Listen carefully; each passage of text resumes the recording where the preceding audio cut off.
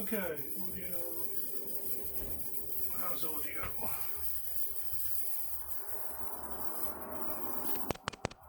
Okay, that's the camera, which doesn't have any filters on it. So I need to set up filters on the webcam. Trying to get myself organized down here. It's been a long time since I've streamed from this machine, and a lot of the settings have defaulted since an update. All right, let me get my filters sorted. Filters.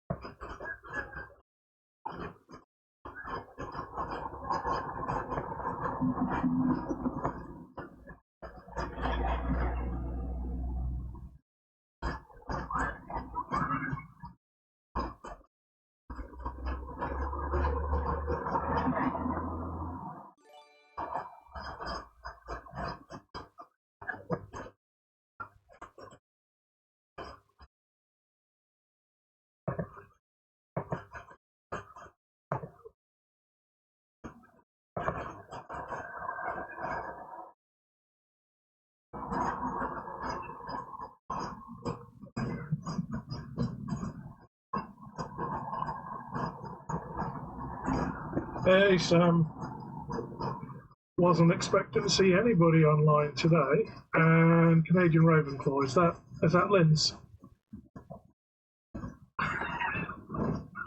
How are you guys doing? I saw your Snapchats from up the park. Looked like you had an awful lot of throat-rending fun.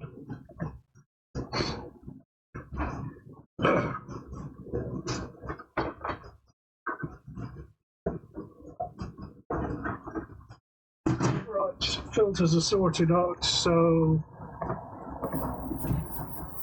I will have double audio, possibly, until I can figure out what the hell is going on with this laptop.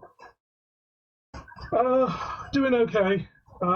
It's kind of why I'm back in the workshop. I haven't been in here in a while, and just need to be doing something. Just need to be doing anything.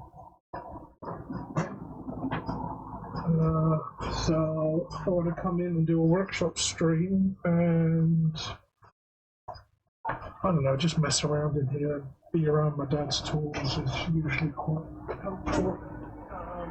So yeah, just something to do. Yep.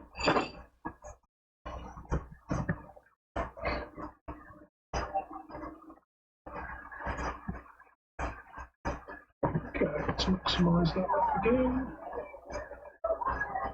And let's see if I can reorganize this window. It's been so long since I've used OBS.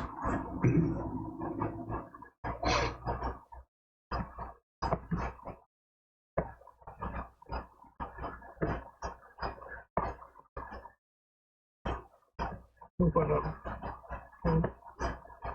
Cancel that.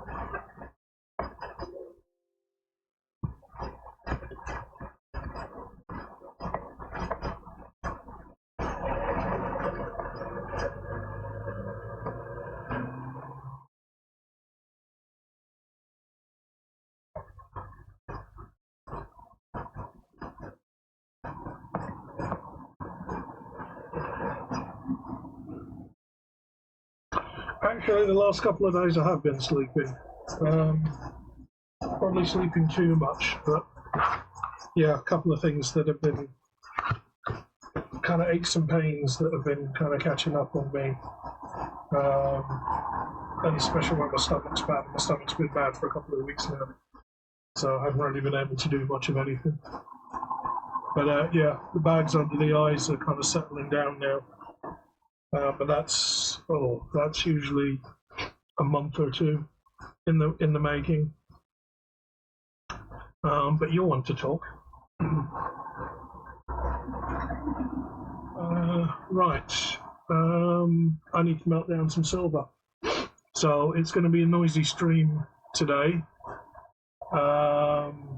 It's going to be a very noisy stream today because I'm getting the propane out. melting down the silver. So if you want to stick around to see some smelting, we're getting the mold out and slightly busted up crucible.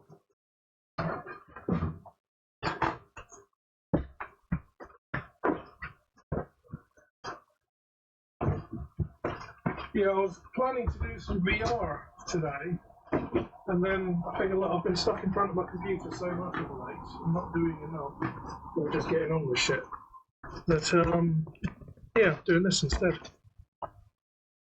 Not entirely sure, but I've been planning for a while to make some key rings out of silver. So, 3 potential designs. The Porsche logo, obviously. The Ghost logo, which is not officially a Koenigsegg thing, but that's Swedish Ghost Squadron. And the Ferrari logo. So I'm going to start with the Ghost, which will probably be the easiest one to do, because the Porsche one is going to require engraving, which I have never done before. So good enough reason to start. And the Prancing Horse Ferrari, I think I can get away with, but it's a lot of cutting, and cutting is not something I've developed my skill for. But yeah, that's going to be for a friend as a late birthday present, if I can get it made. It's going to be one of these smaller ones, so about 2 centimeters squared as a key ring. Anything bigger than that, and A, it's going to be bloody expensive, and B, it'll be bloody heavy, because I'm working with sterling silver.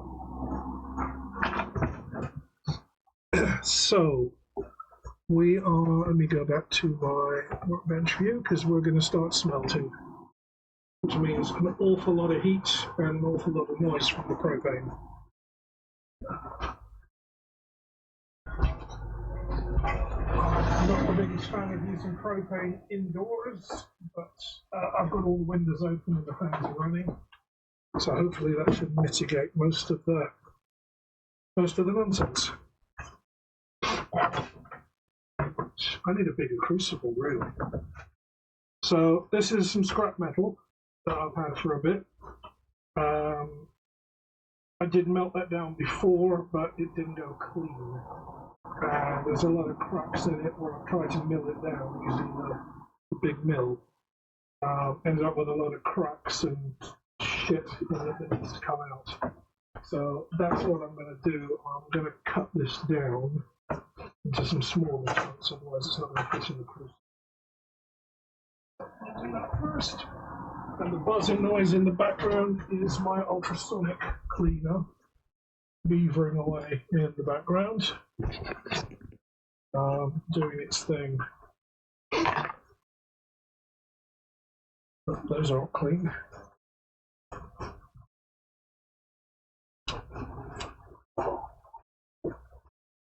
Okay, those are bloody terrible. These aren't the glasses I normally wear in here. They're all blue and misty looking. They weren't the best quality glasses to begin with.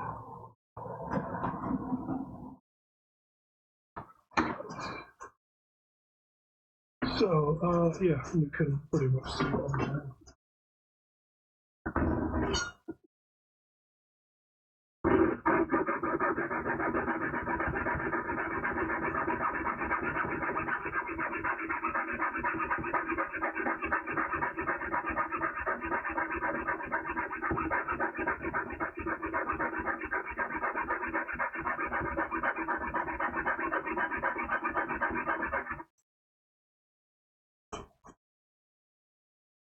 You know what, I think I've got a clue. I'm wondering if I actually need to go this far. Do I need to remelt it completely? I definitely need to heat it to get some of the impurities out. I might get away with not having to fully melt this down.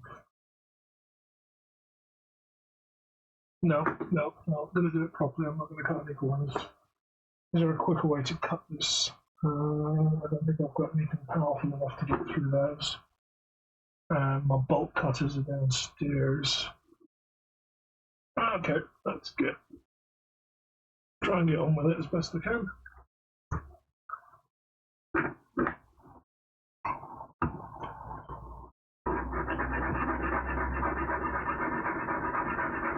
So how are you since Rock the Park? Any new aches and pains to worry about, or is all the medication now settling you down?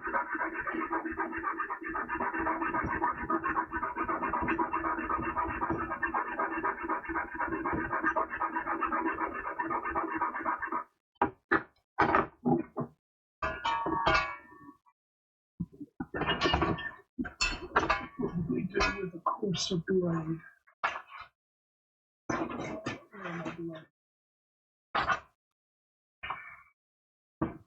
Where are my blades?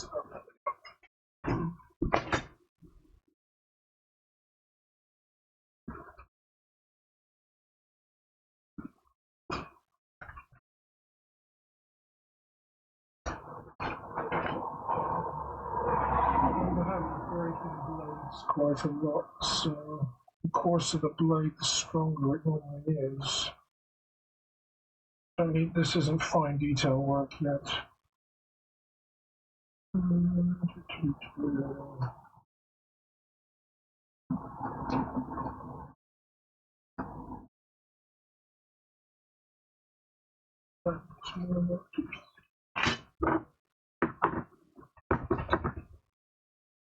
So, Liz has never seen me doing this stuff, have you? I don't know if Lindsay ever watched any of my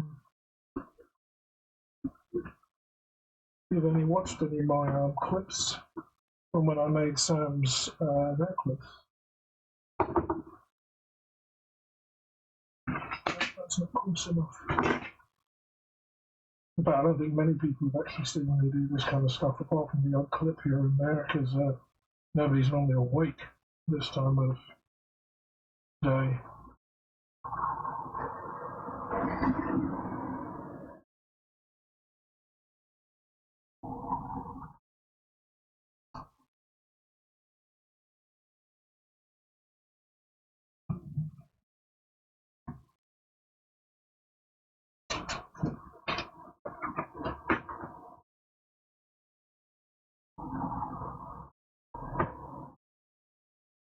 Yeah, I haven't been in this workshop properly doing anything since before Christmas.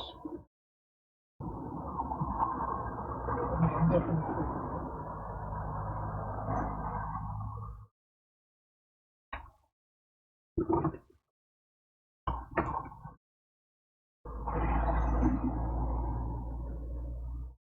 Too much tension on there.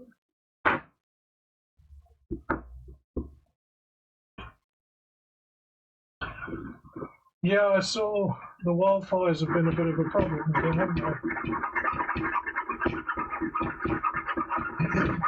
When I was out there in 23, it wasn't that bad until that 1 or 2 days, the first days we were in Manitoba. You can see the kind of tint, the colour tint on the horizons of the pictures.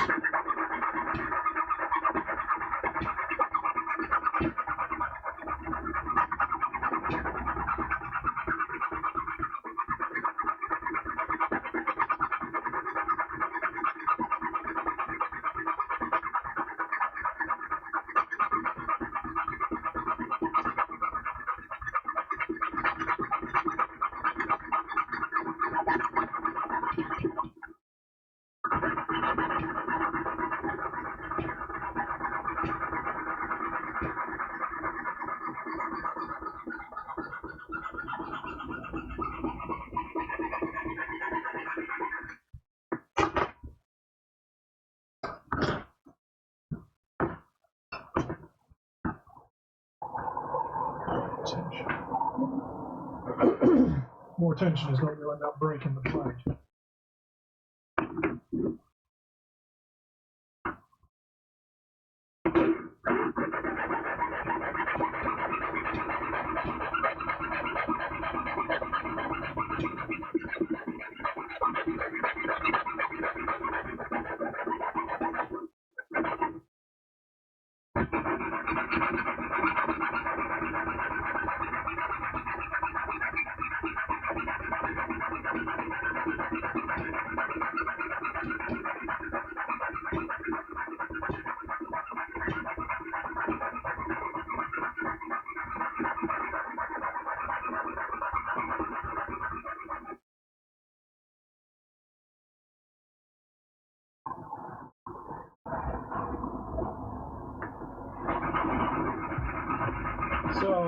that still a problem? Because we've had, I mean, to be fair, I don't watch much news over in this country anyway.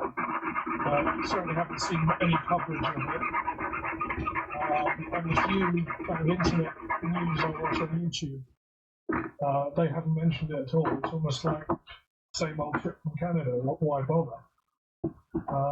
Is it starting to die down at all?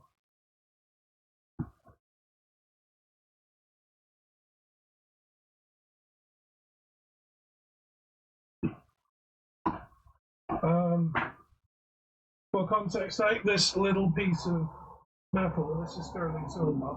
Obviously, it's dirty and covered in welding stone heat scape. That's about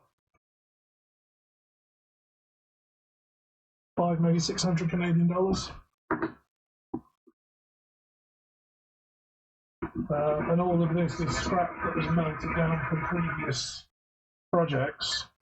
If I'm cutting something out of a sheet like I'm going to be doing today, I'll collect up the scraps in my scraps tin. So this is mostly bits and pieces and offcuts. They get collected up and then they get melted down for the next project.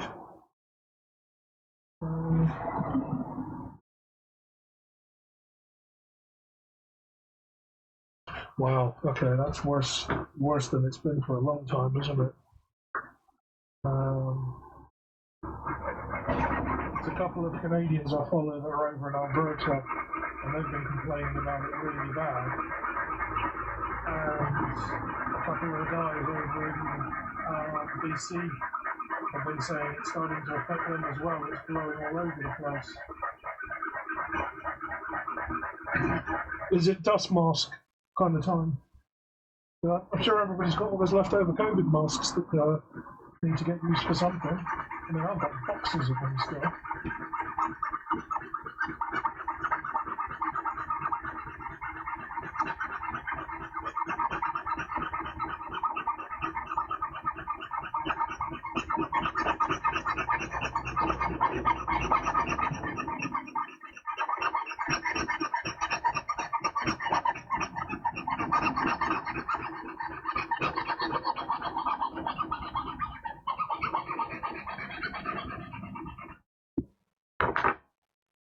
Right, I'm going to see if I can make this chat window a bit bigger, because I'm losing it off the side of my screen. I can only see maybe one message at a time at this point.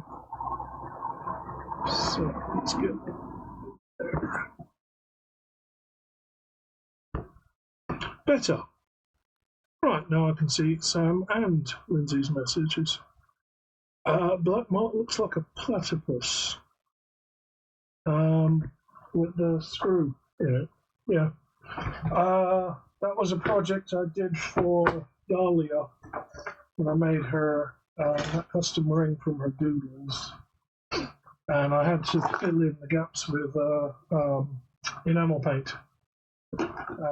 All the gas from the paint had leaked out, so I had to pierce the top and kind of dribble some out of it. Kind of splashed everywhere.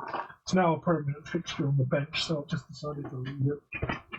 One of those little battles, because I mean you can see the bench is all splattered in paint. Just one of those little battle scars that happens, and I'm kind of okay with that. Right, so that's 2 little blocks there. Are we focused? Yes, we're focused. 4:30 here. We've just gone 5 hours. It's only 6 when your clocks go back, because your North America clocks go back 2 weeks before ours do. Sorry. North America clocks go back 2 weeks before the rest of the world does. It's only North America that seems to do their summertime on a different schedule. I still don't understand that, but Americans and, you know. Okay, so if we, I don't know if you can be able to see this. Zoom in. You can see there the cross section of the metal. Now most of those stripes there in the metal is my cutting. That's from using the saw to cut through. But what there aren't any is cracks. There's no cracks in there, no fissures, no voids, which meant that when this did melt, it was a good melt. It was just the surface that was a bit scraggy.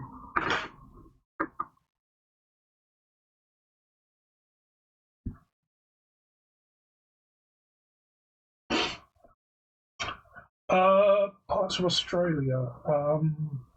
Yes, I can't remember which parts though. And there are some of the smaller islands that don't, and some, I think, some countries in South America.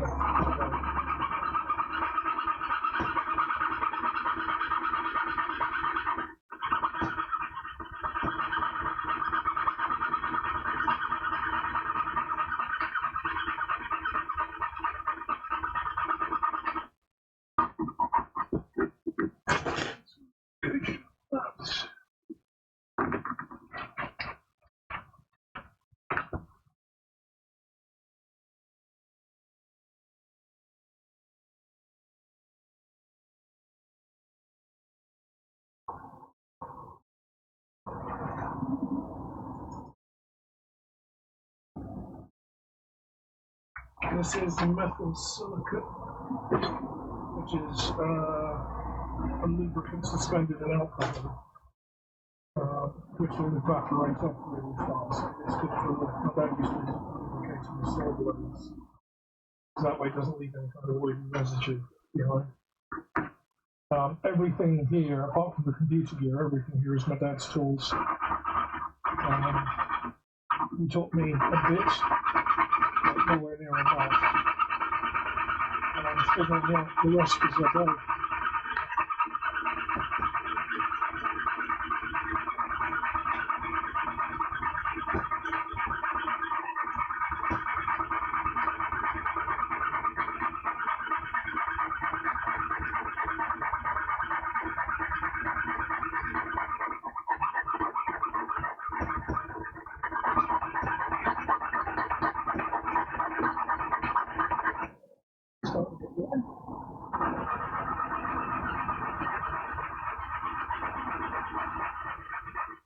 The blade is dragging and creating friction.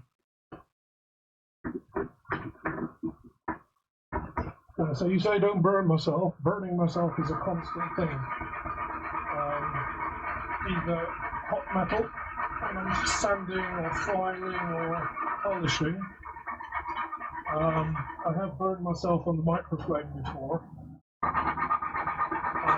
Burned myself picking up this because I picked it up. My finger touched the ferrule on. Oh, you can't see from there. The ferrule on the end of this smelting rod. I touched that once, and the whole thing was red hot. Well, not red hot. You couldn't see that it was red hot. That was part of the problem. The whole thing was hot. I accidentally touched the very tip. I had a blister on my finger for about 2 weeks. So, yeah, getting burns is part of the process.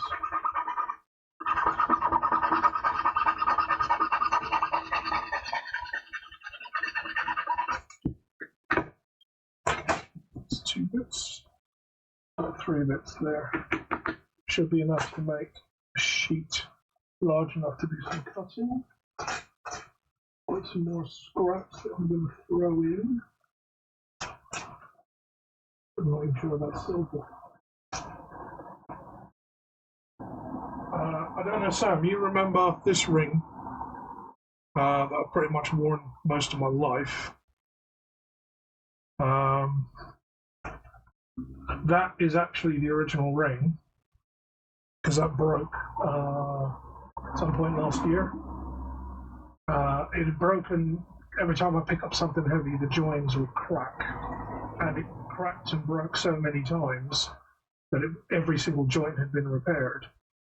It got to a point now, and again, I don't know if you can be able to see this.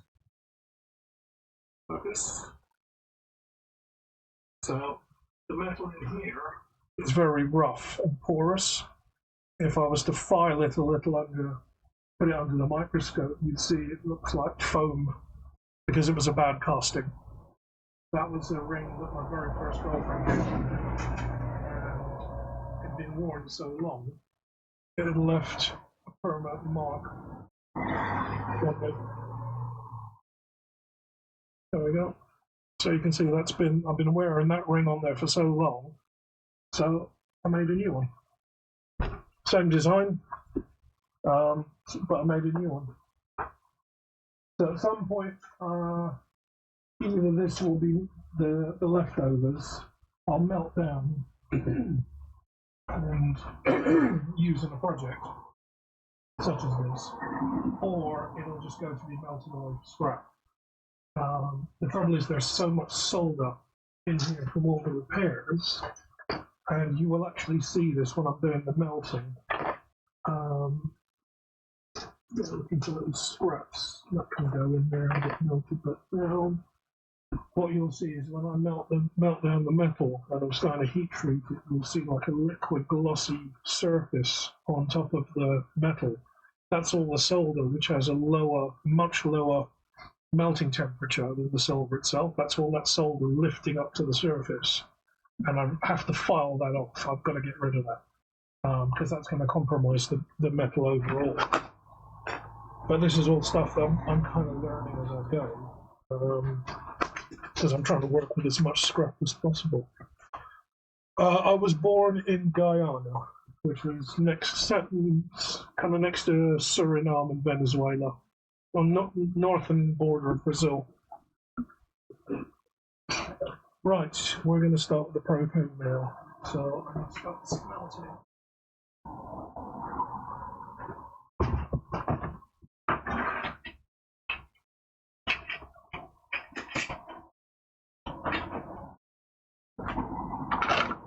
Do as much of the stuff out of the way because I may need to evacuate quickly. Got fire extinguishers behind me, and I think you've probably seen me do this stuff on stream before.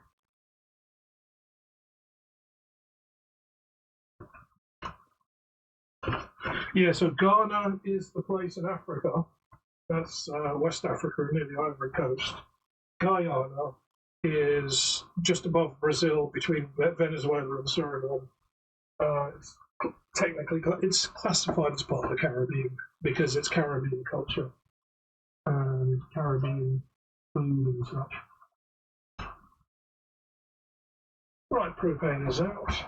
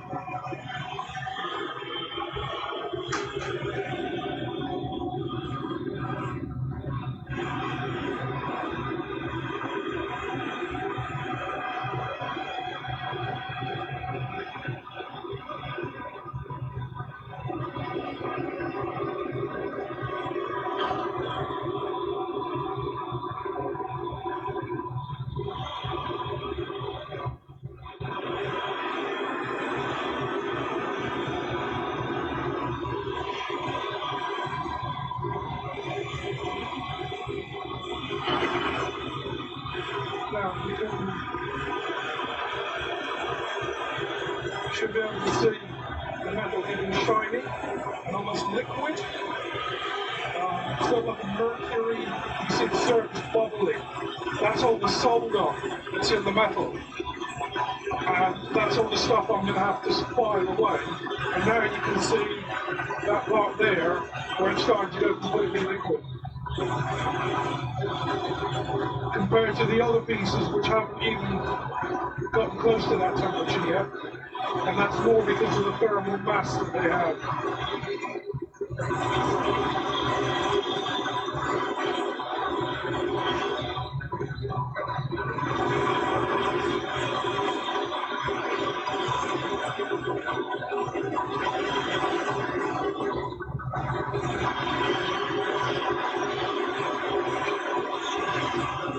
So now that the park is done, are you planning to do any streaming yourself? Or will we get back to D&D?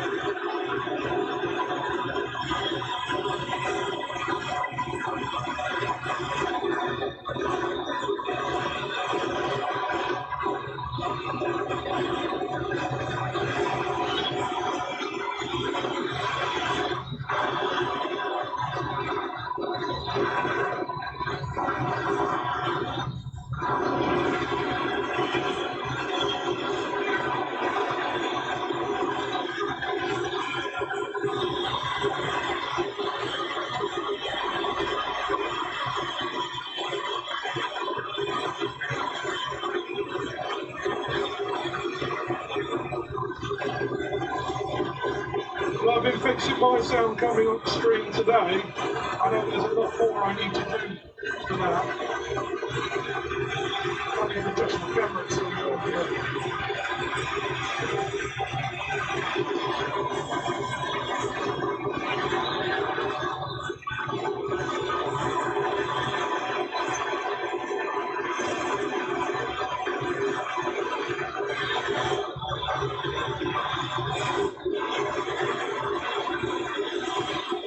your webcam should have a mic on it. And it's not going to be particularly good quality, but it might be better than nothing. I'm using the mic off my laptop at the moment.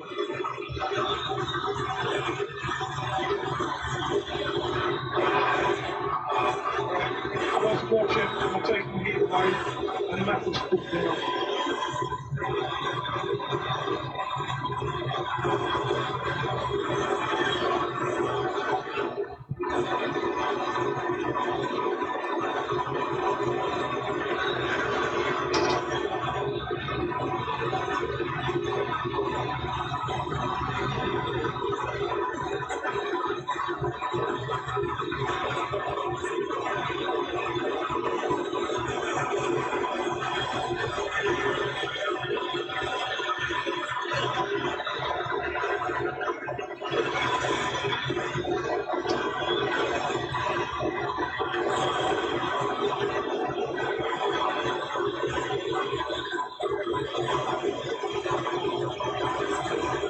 Have a good one then, Lynch.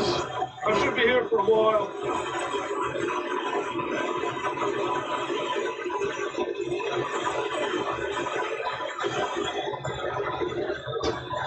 Yeah, the propane is very, very loud.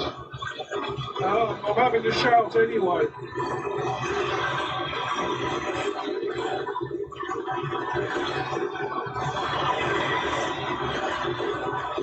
But this is this is about the same noise as a power drill.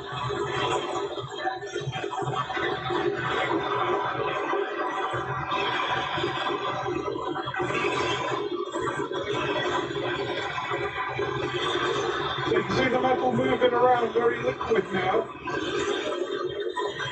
I think you can see that on there. I don't want to do too much against the spills.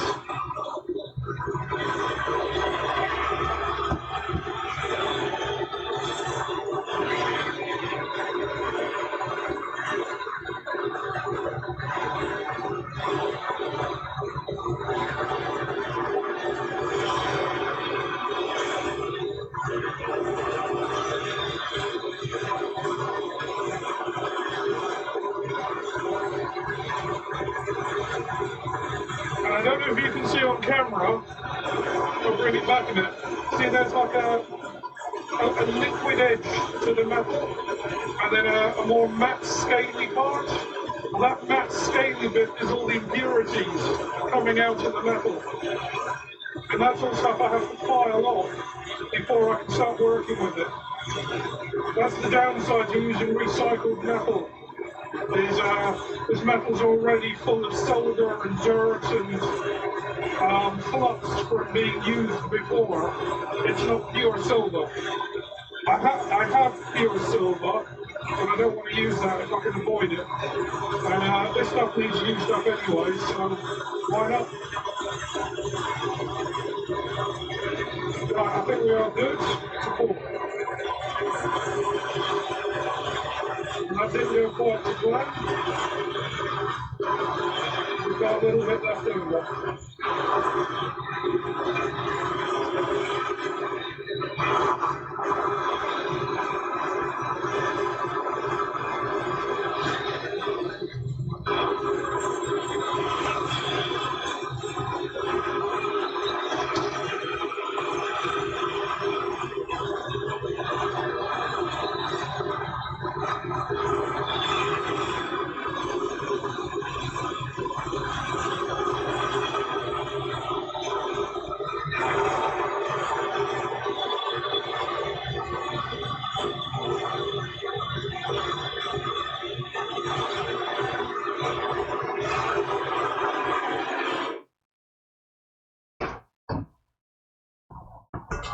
Right, everything's going to be super hot for a while.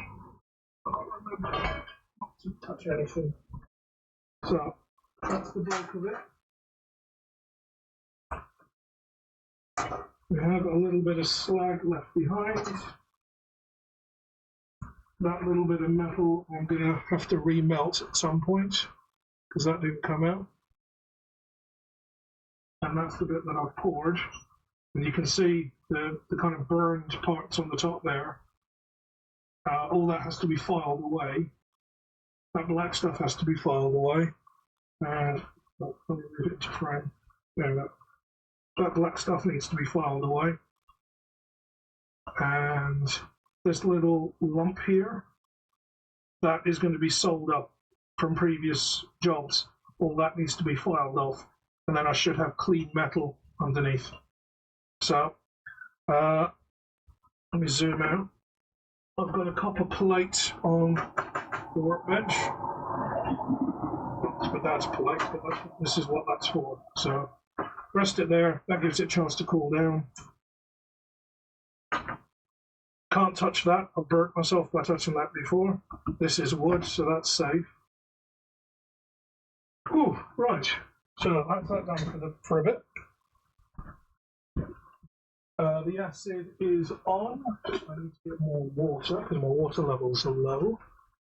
So switch back to full face, and I'll be back in a minute. I'll get some extra.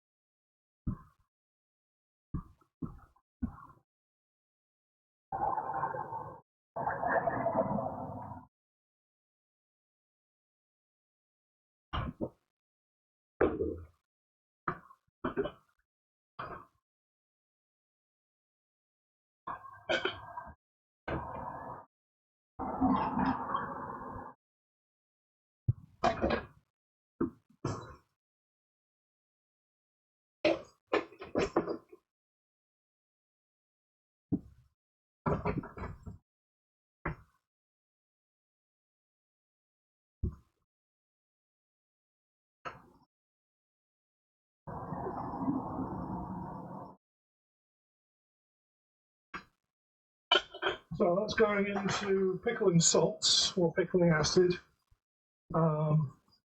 which will kind of tackle the dirt and clean up the metal.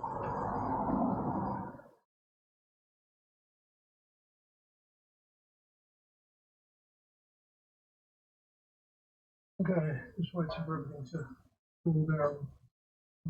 Right, so can't get this out of the way. It's only a small propane bottle, just a little one. I do have a bigger one down in the garage, and there's an even bigger one on the patio heater in the garden, which you may find out about at some point if you ever get your arse over here.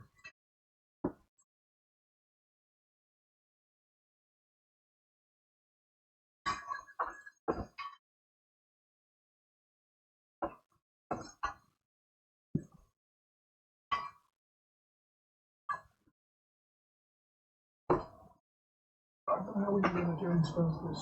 He's only got a little bit to deal with. I'm trying to do this with a rubber hose. That has seen better days, to be fair. And that's still warm. So.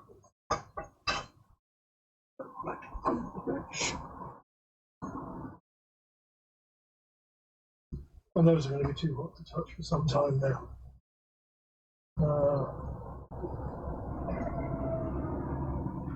Well, I'm not going to be doing anything for at least the next 20 minutes. The metal I just melted down is in the acid, getting cleaned up. Oh, you can't see no big loss. That's getting cleaned up in the acid, so that's taking all the scorch marks and all the crap off the surface, and then I'll file that down. This is going to be too hot to touch for at least 20 minutes, so I don't even have anywhere to move it. I can't even put it somewhere else, so it's out of the way.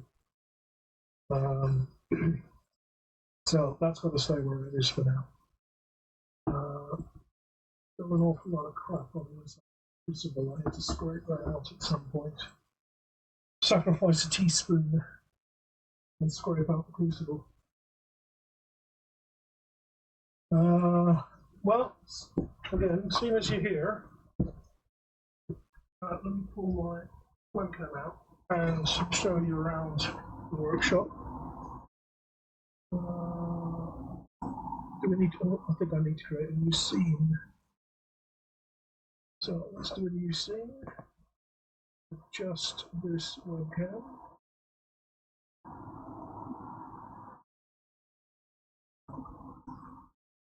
Video capture device and existing HD webcam. Okie dokie, there we go. So now you've got a semi-roving view of my workshop. All the drawers filled with jewellery tools.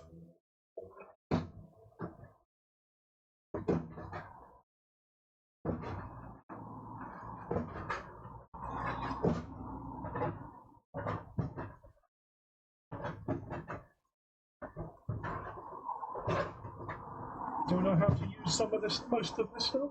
Mostly. Chemicals and larger stuff underneath. There's the propane tank. That's the skin that catches all the filings, and then you've got all my tweezers and pliers there underneath the skin. Files, mostly files, hammers, the aquaflame unit, which is what generates the hydrogen gas. That's the mill, so that you run the metal through that, and it kind of squeezes everything down. And then more drawers at the back, more drawers at the front. That's the magnetic polisher. Bits and pieces and spares. This tray is all watch stuff, my watch pins and stuff for servicing and cleaning watches. I'm still learning that stuff. And then, yeah, this is what's. Oh, that just went off for a second.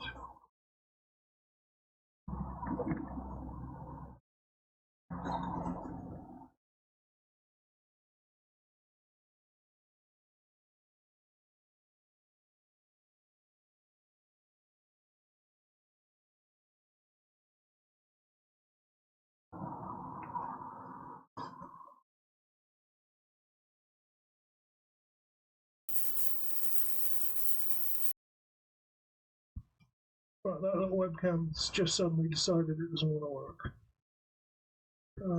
Okay, I'm not too sure what's happened to that one. Probably because I kinked the cable a little. It's disconnected. Anyway. Get that back into place.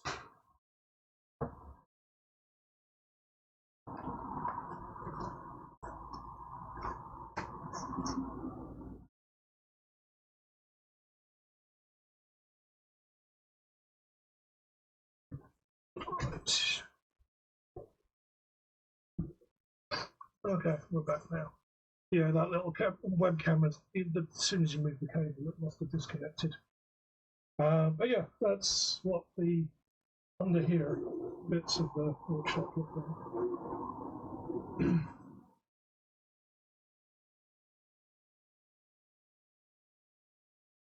Right.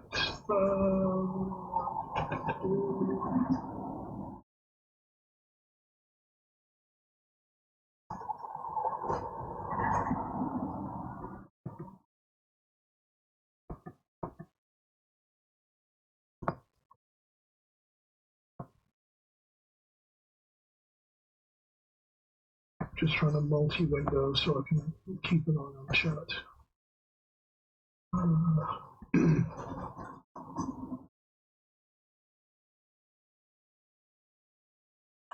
I've done a couple of VR streams in the last week or so, not particularly long ones. Zoom pods out, my audiobook isn't running anyway. A couple of VR streams. I think I actually streamed Helldivers briefly, which is not something I normally do. But yeah, this idea has been kind of knocking around in my head for a while.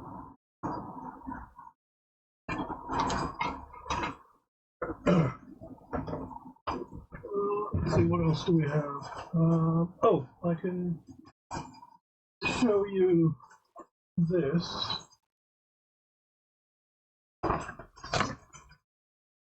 This is the project I was working on for Marie.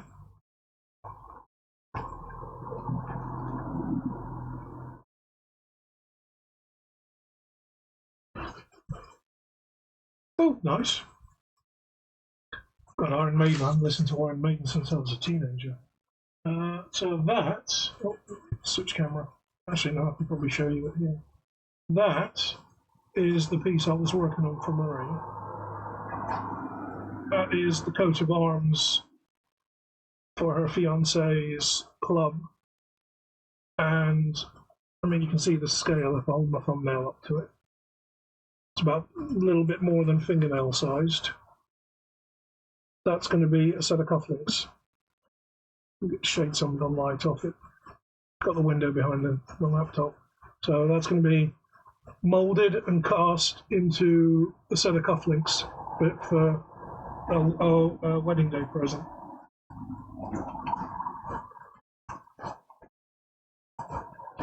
And that is the original design, which I basically cut out of paper, glued down onto the sheet metal, and then cut out sheet metal, which is the process I'm doing today. Because I need to get better at cutting. Sounds like a simple thing to do, but using that saw, I was breaking so many blades because I wasn't getting the tension on that saw right. That buzzing in the background is the ultrasonic. So cutting with a saw is another little skill that I need to practice. But that's ready to go away for casting. I just need to have some money behind me to do that, because it's not a cheap process. Those are some cast rings that have come back, which now need to be cleaned up and then have the stones set. These are a design I made years ago when I was learning under my dad. I think you've seen the pictures of these. This is the kind of what looks like teardrops or little raindrops in a puddle. So those up. I need to get some stones to sort those out. And then also here, the prototype for. Oh, hang on, let me get. Where am I? Yeah, that's the prototype for the Medusa ring, which you have one of. That's the remaining metal of the makume that your feather was made of. Your feather was actually cut off this end of the bar because that was already flattened out a little. So that's all the metal I've got left of that Damascus silver and gold. So that means I'm going to be making another project with that soon. And that's just completed jobs.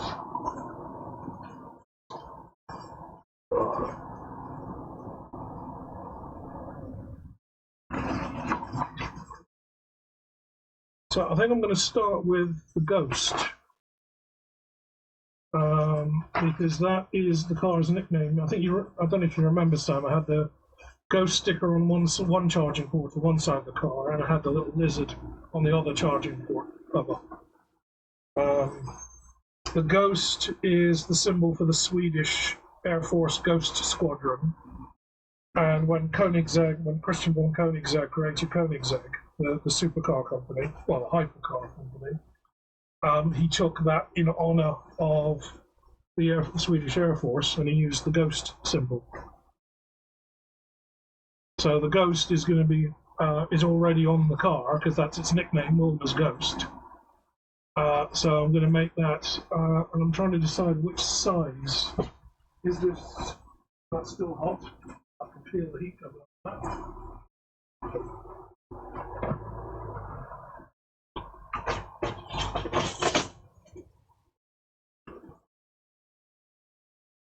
Yeah, that's all still hot. Let's leave that up here, and hopefully it's not going to set fire to anything.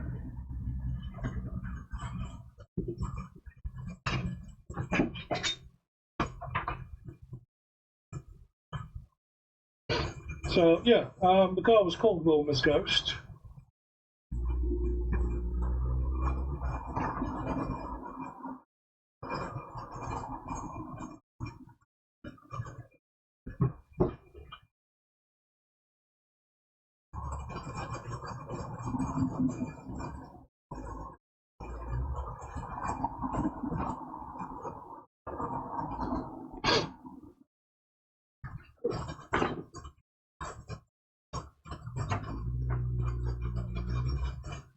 Right, hang on, let me get my car keys because I need to work out the size.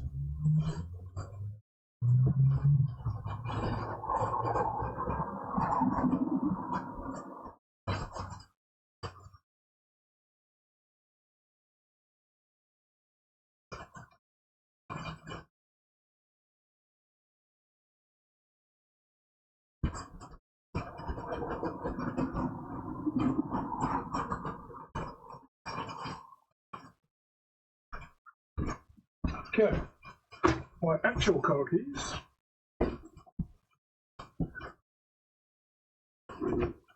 Now,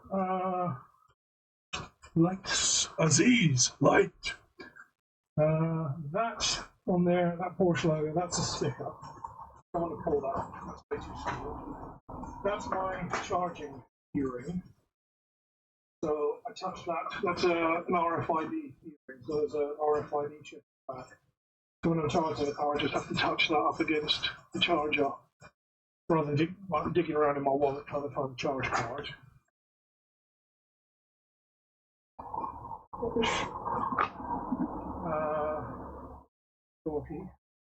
So realistically, how big do I want this to be? You can remove these crests because they are just stuck on. So I could pry that off and replace it with something else, but then it would have to be the same shape. Now, if I do the Porsche one, I don't think I'm going to be able to cut all these fine details as easily as I would like.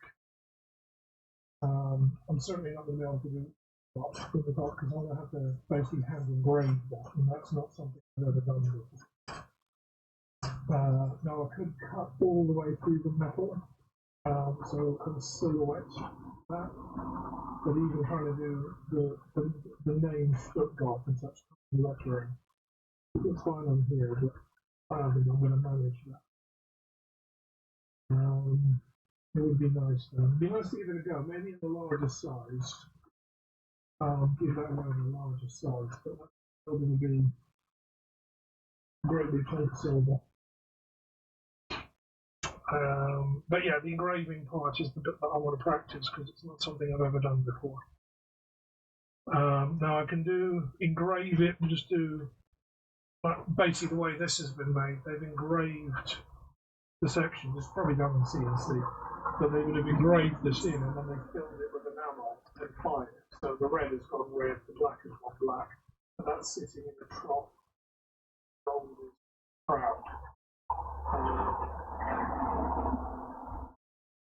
You know, what would be nice would be to fill the black sections with actual onyx. I've got some onyx stone knocking around somewhere, or leftovers.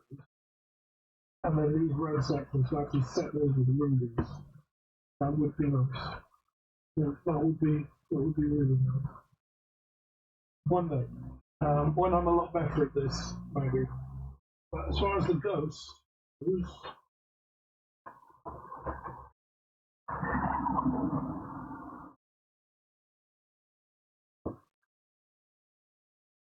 but the second question is, where is it going to go? Because that key doesn't live on it, only in the summertime, so I only have to carry this in my door key and in my car. That is my glow in the dark key rings. I'm sure you remember glowing, because I keep those in my bags and my keys behind them in the dark.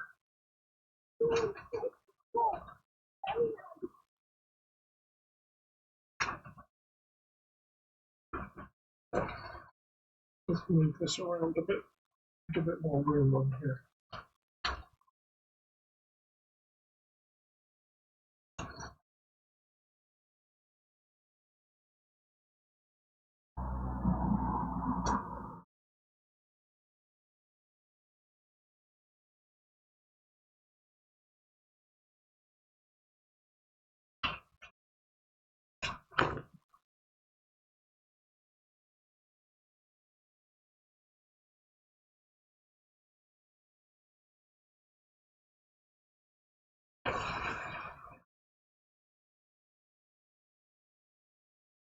Unfortunately, the car's actually been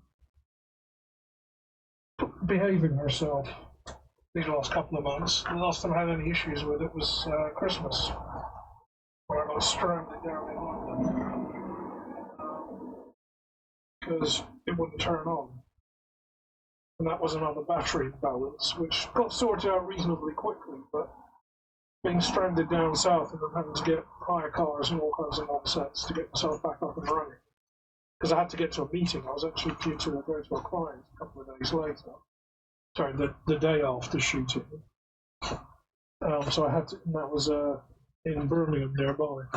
So I had to get a hire car to do that and then get home. And then it took about a week and a half, and then I had to go back all the way down to London, which is now 7 hours, to pick up the car when they'd finished. They did a good job. They got it done relatively quickly. 2 weeks, especially over Christmas and New Year's, is a fantastic time. The first time I had the rebuild done took 7 weeks because they had a shortage of parts because they just announced that as a major recall. So I'm glad I was able to get it back quickly enough. But nonetheless, it was a massive inconvenience. And all because the battery was out of balance and nobody can rebalance the batteries. Which camera am I looking at? I can look at this one. I can actually look at this one. I can come in. So, yeah, it was what it was. I'm sure a lot of people will be shouting and screaming about it, demanding compensation. I didn't really go down that route, but I did have strong words with Porsche UK about the fact that this is not the first time it's happened. It was actually the second and a half. And at some point, I'm going to see the vehicle. The most likely melted one of the trigger lights, melted one of the buckles of my tripod's sitting right here, and it's in like clay. Actually, I think there's also a bit of broken plastic off the yeah, that looks like that's crap at some point. No idea when that happened. This is my dad's old camera tripod not working on, by the way. Seems appropriate that it's in here with all of his tools around me. Right. Let's go. So, move to my cutting. No, I'm not cutting yet.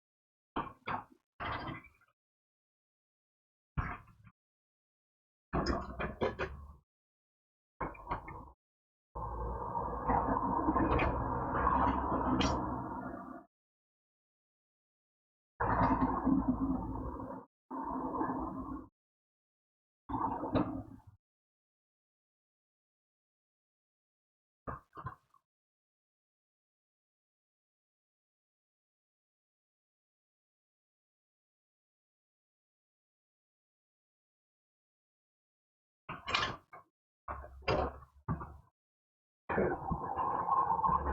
So that's fresh out of the acid. You can see most of the crap on it. All the black squatch marks that are really close to that now I'm not going to use that one to open the next melt. But on the surface here, I need to file all this crap off the surface here because a lot of that was old solder melting out of the metal. These are just the tips from the hydrogen machine, the gas storage that I use for soldering pieces together. So I'm just cleaning out the insides of these. That's what we're running it in for something. Just want to get all the crap out of the inside of the nozzles. Not sure that's what we're supposed to do, but I haven't got a pipe clean fine enough to go down to the syringe point. Because that is quite literally needle fine. You see my camera actually focusing on it there. That's nice of it.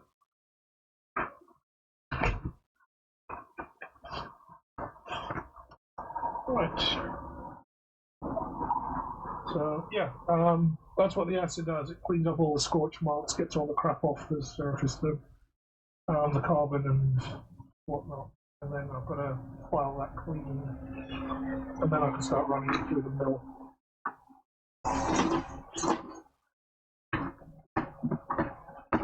This is the bit where it's I end up killing my hands because this needs so much hand strength.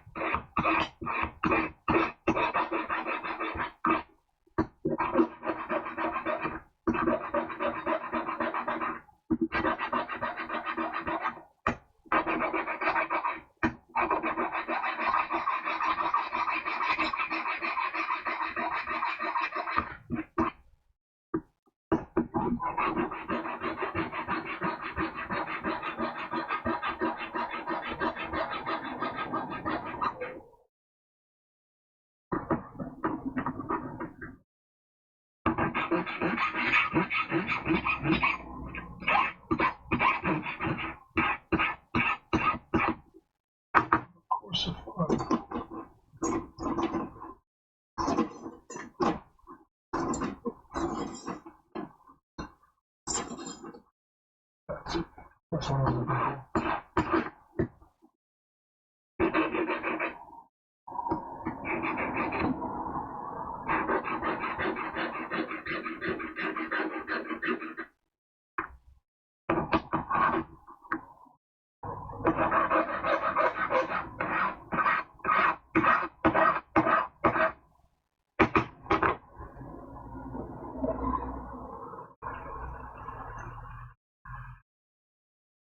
Now all the cameras stop working again.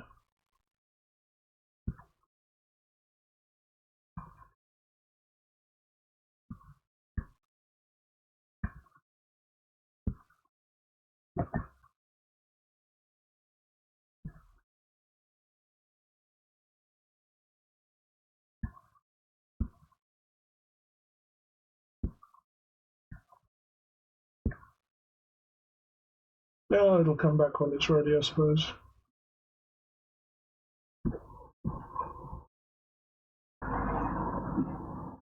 That camera's always a little bit dodgy. I use it for VR streaming. I think it's just the fact that there's too many things connected into this laptop.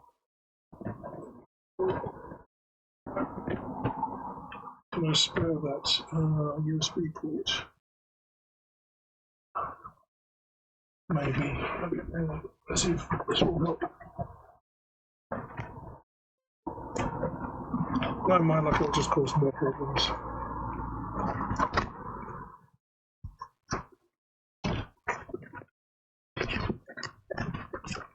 But there may not be enough power running through that USB hub to do the big cam and my other web camera.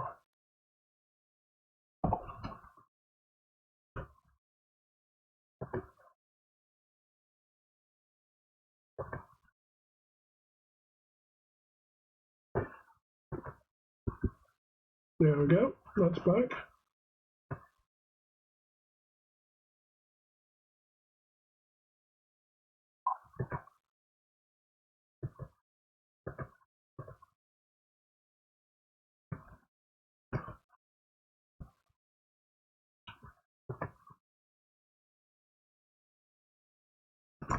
Right.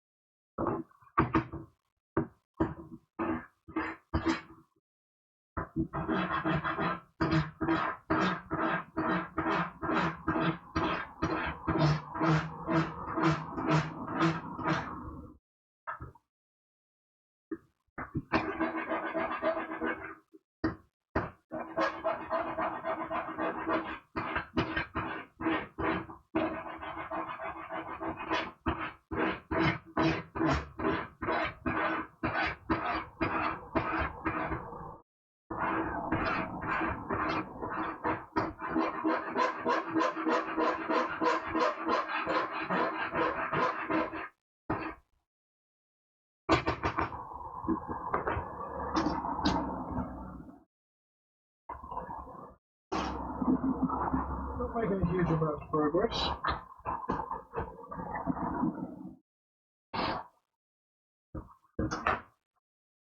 I'm going to use a burr grinder. Oops. I didn't want to do that.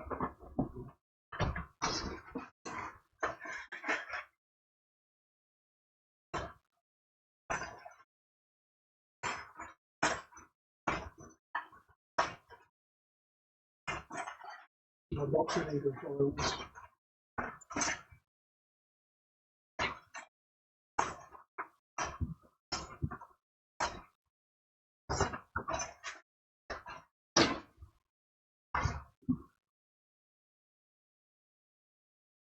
Could use a burr grinder. That is still rotating and spins very fast. Grinds off the surface of the metal. Not something I'm particularly good with.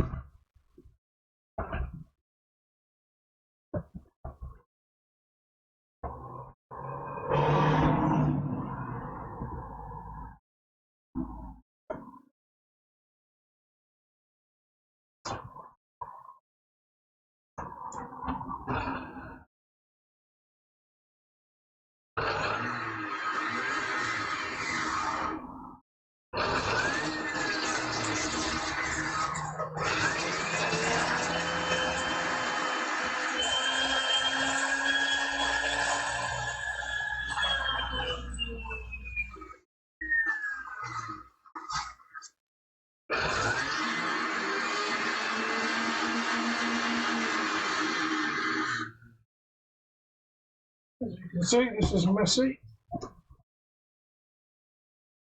and the metal gets hot really quick.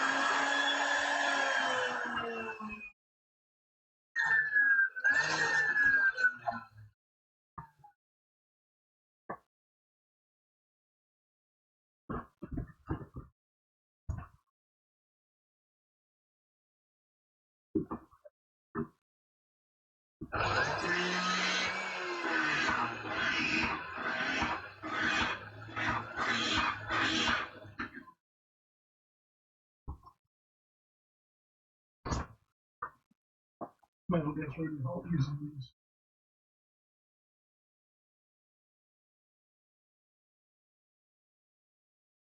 Right. Okay, camera seems to be working.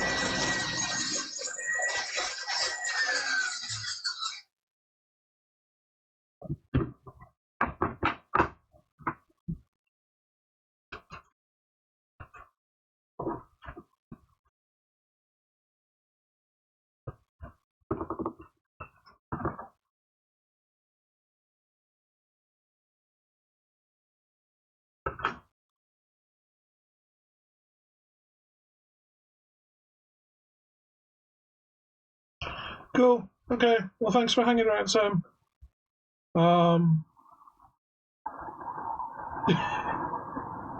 Yeah, my spare bedroom is mostly storage at the minute as well. So yeah, I'm going to be on for a while. So pop by if you can, and let me know when you're planning to stream. We'll need to get all your mods back on deck for that, won't we?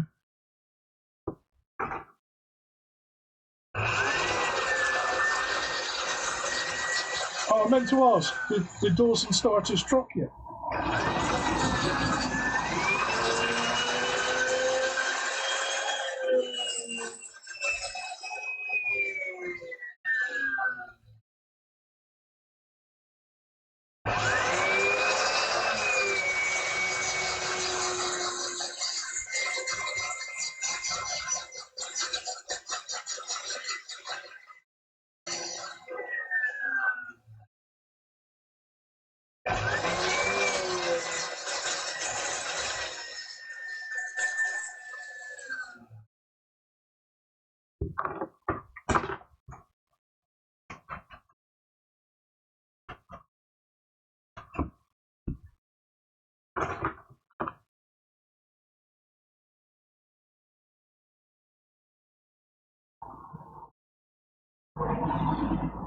Yeah, did Dawson start on his truck yet?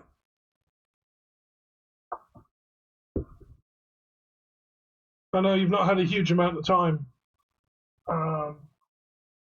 You were out because you were camping with him on his birthday.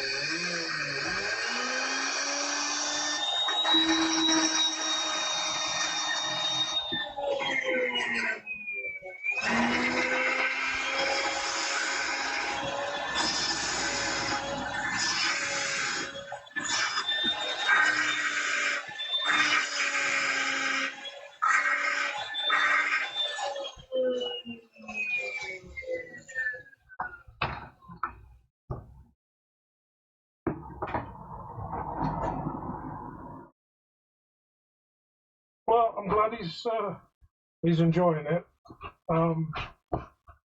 He doesn't really sell Fords, does he? I hope he doesn't get in trouble for building a Ford model during his work right at a GMC dealership.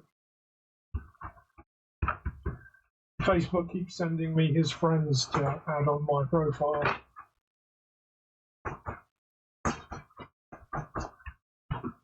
Right, I'm grinding down here to stop all the silver spraying up all over the place, which is why you can't really see what I'm doing.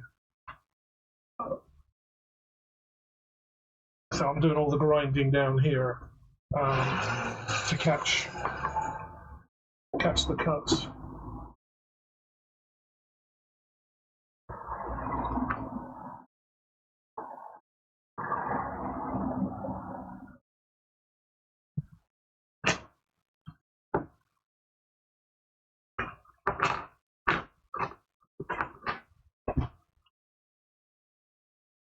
Oh, Chrysler, Ford, and Honda. Okay, so the dealer does a bit of everything.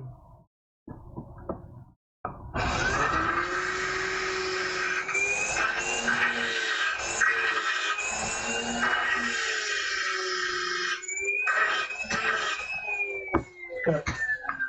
So that's taking some of the crap off the surface.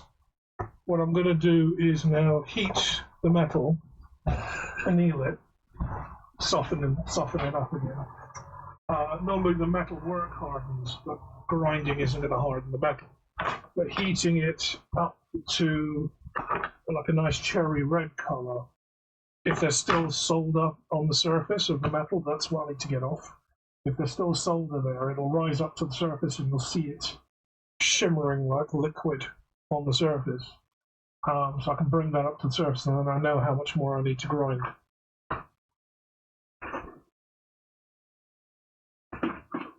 So let's get the micro weld up and running. I gave this micro weld machine, you can't see that, this guy over here, gave this a bit of a service yesterday. Turns out I really don't know what I'm doing with the damn machine anyway.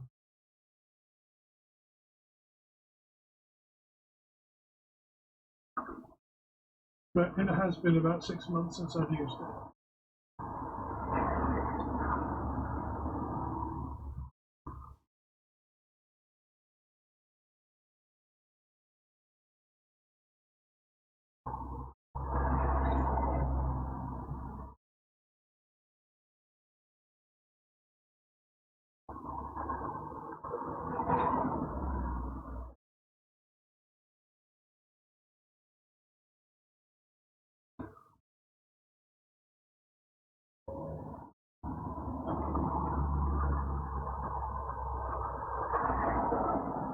Right.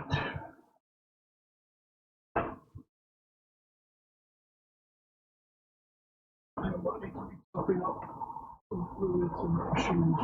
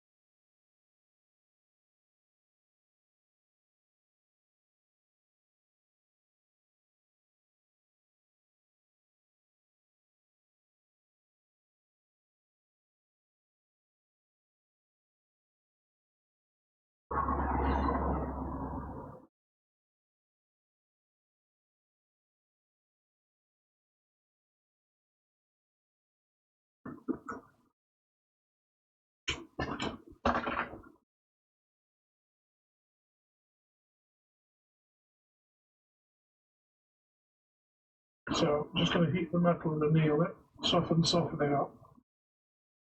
Silver has to get to kind of a cherry red colour. What you may see though is like a liquid mercury kind of shimmer over the surface of the metal. You can already see there's two different colours here though. lay the flame over it. There's a dark bit facing the camera. There's a much darker area towards the camera, which may well be the solder. I'm still learning how to read the metal. But this all caused the solder to kind of move its way around on the surface of the metal.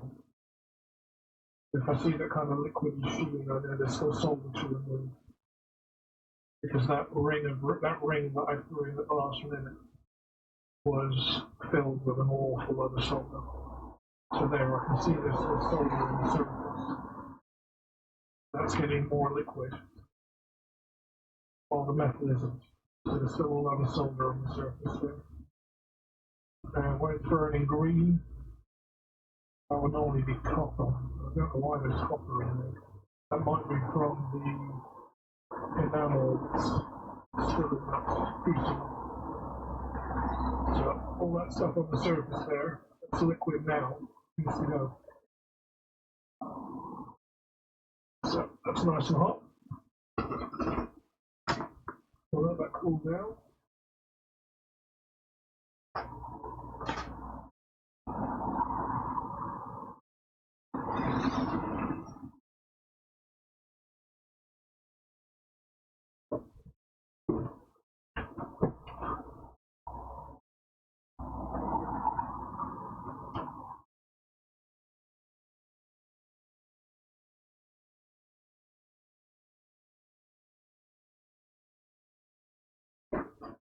Oh, still not scented.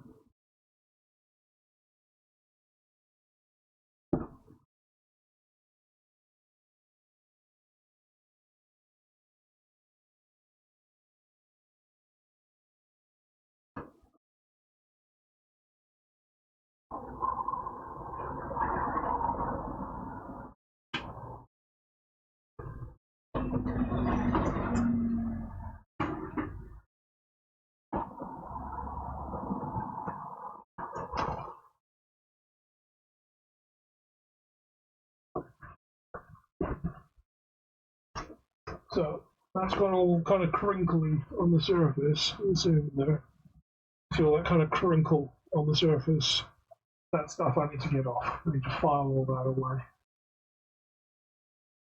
Because that's all going to be solder from previous repair jobs.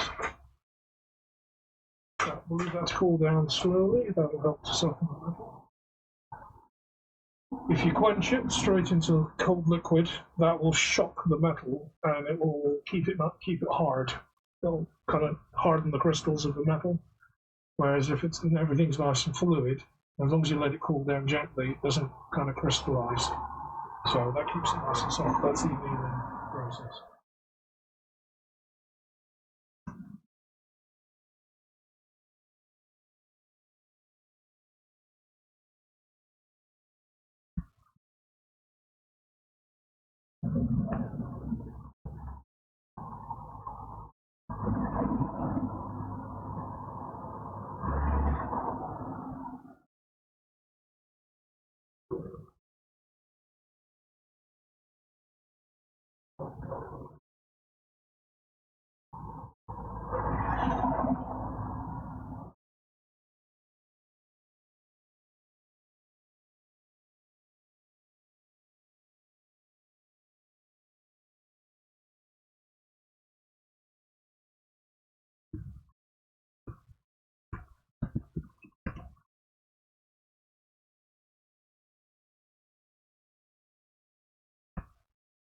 Log back into everything. It's been so long since I've used this machine.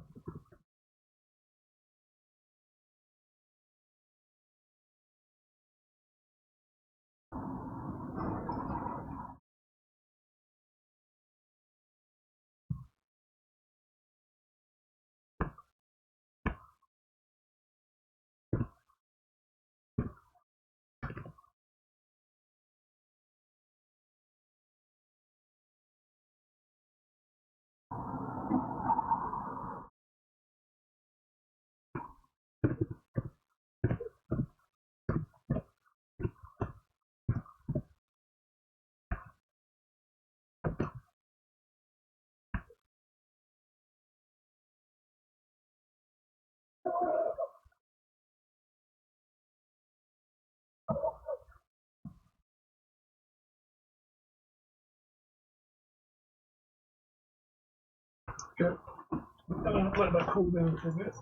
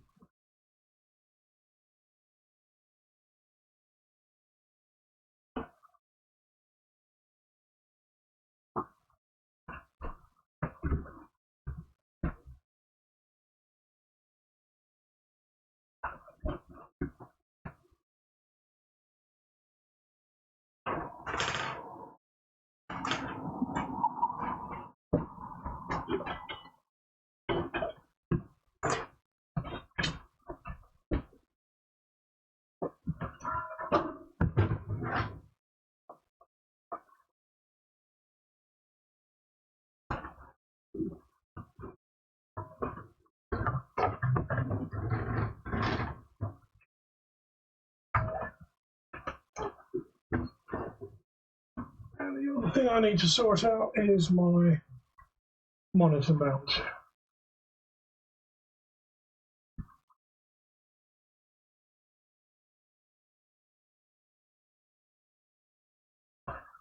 I mean, yeah, people would pay for this stuff.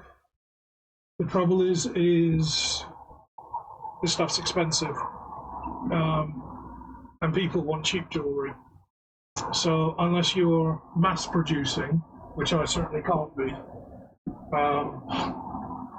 having someone commission a bit of work. I mean, the only person that's really commissioned work for me so far has been the engagement ring I did for Dale, and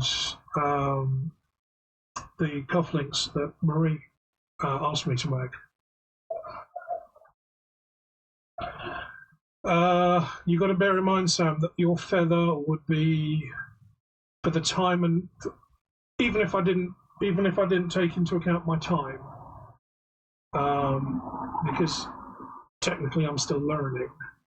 If I don't take into my account my time, the materials would still be 500 plus Canadian dollars, because that's silver and gold. The ring, just a silver, weight alone, it's going to be 300 to maybe 400 Canadian. This key ring that I'm making will probably work out to about 250, maybe 300 Canadian, just in metal. You add in my time, which, I mean, I'm not even journeyman, let alone apprentice, could be, what, $50 an hour? By the time you get a finished piece, 1,000, 2,000 Canadian. People can't afford to pay that. So I'm also not willing to charge for my time because I'm still learning. Because I know, like with Marie's cufflinks, I had to restart that project 5, maybe 6, maybe 7 times before I finally got it right. I'm learning as I'm going, and every time I restarted it, I got it finished a hell of a lot quicker than I had before. With Dale's ring, I had about a year to make it, and I still just about managed to deliver it on time. And I restarted that from scratch about 4 or 5 times as well, because I just couldn't get it right. So I wouldn't be comfortable charging for my time, as in hours worked. I might add on 10, 20% to cover some of it. But yeah, the metal is about 2/3 of the price of the piece. Your necklace, let me think. I did it over 2 streams and I was working in the garage on a temporary bench. That would have been 6, maybe 7 hours of work to do that. But the metal, the actual billet of metal, the gold and silver Damascus was already made. That was left over from when I made Joni and Cole's pieces. So the Damascus billet was 10 or 15 hours to make up that block of metal, which I can now use to make other pieces. So yeah, let's call it 6 hours of work. If I was charging you for metal and for time, it's nearly 1,000 Canadian dollars for what I gave you. The Medusa ring is only cheaper because I've molded it, and I can get a cast made because I've got the master mold. I can get a cast made, send off the rubber mold. They'll make one up, send it me. All I've got to do is clean it up and mount the chains. That's nice and quick. The downside, I've got to have sufficient capital behind me to send out work to be cast, and I just don't have the money to spare. So potentially I could. If I do enough of this on stream, maybe. But I'm still learning, and I don't think I'm going to learn anywhere near enough in whatever time I've got left. There's so much to learn that I didn't learn from my dad. It would have taken me years to learn everything my dad knew. And I had maybe a couple of weeks worth of that, maybe a couple of months worth of that time in which to learn. So that's going to be difficult learning.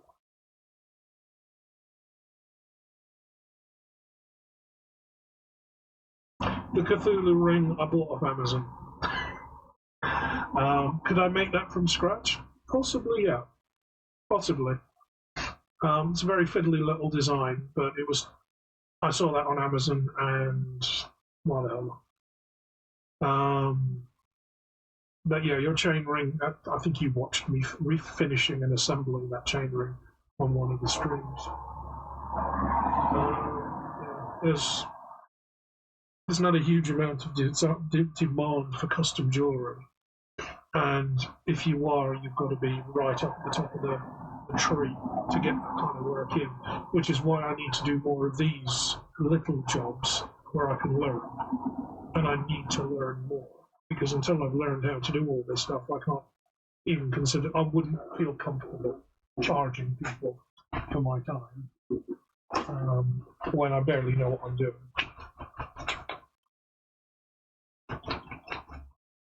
So I like to keep this a hobby because then the tax man doesn't get involved.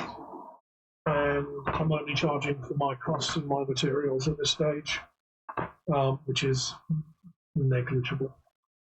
This is my other project today. I've got to remount my monitor arms because I used to have a pair of monitors up here. At the moment, I've only got the one for the CCTV system. There needs to be a pair of monitors up here, one with Twitch chat and one with my CCTV. The whole stand came down when the shelf fell off because I used to have 2 shelves up here. There's only the one at the moment. One of the shelves came down and I tore all the bolts out of the wall, and the monitor arms fell down with it. I haven't put them back up yet because the shelf is a bit weak. I have supported the shelf now. Well, the remaining shelf is supported well, so I shouldn't have any issues in that taking the weight. But I've still got to redo all the wiring and stuff up here. So while the metal's in the acid, I couldn't be doing that, but that would mean interrupting the stream layout. You're actually looking past my drill, by the way. That's what's at the top of this bar. This is my kind of Dremel style drill here.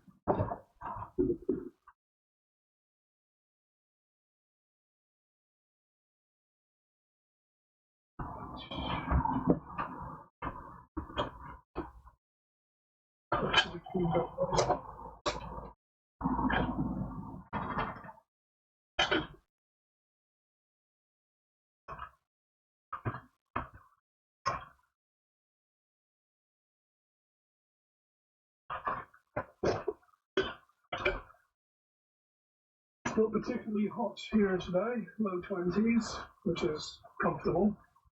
I've got the fans going just all the air moving because there's no extraction in this room. And I am working with chemicals, I'm working with hot acids, I'm working with hydrogen and the propane.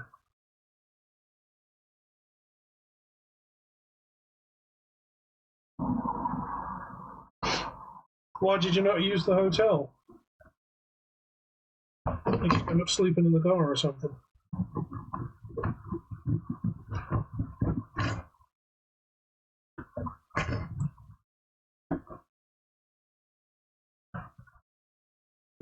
Most of the heat wave, we've had 2 heat waves down south when it's been up in the 40s, 40 Celsius down there, and it gets really sticky because we're on the coast. Oh yes, because the thing, concert got cancelled for the fires. Well, 2 nights in a hotel isn't the end of the world. At least you've got to change the scenery and change your pace. I mean, I was sitting around in a hotel like yours for almost a week because I was sick. Well, you were all sick, but because we were sick, so I just sat around in the hotel. I've done that twice because of you. Did that in Brighton as well. Yeah, London was in the mid 40s weather-wise. Once you're down on the streets, it's probably into the high 40s. Up here, we got to about low 30s. So it hasn't been too bad here, but I'm right by the coast, so I usually get a nice coastal breeze. City centre up here wasn't too bad, but I can, when I made up the billet of metal that your feather was made from, that day, well, that week, because it was working about 3 or 4 hours a day over the course of a week, inside my dad's workshop with no ventilation, no fans running, it was over 50 degrees. And because I'm using the hand mill, we're using propane to melt the metal down. We've then got to twist it. We're using the vices, using big heavy tools. It's all hand worked. It's more like blacksmithing than goldsmithing. Yeah, N95s, yeah. The N400s are the bacterial ones that we have for COVID. N95 is for dust and smoke particles. But yeah, when I was making up that billet of metal, it must have been in the mid-50s in that workshop. I think at one point I went outside and turned the hose pipe on and just soaked myself, and then came back in.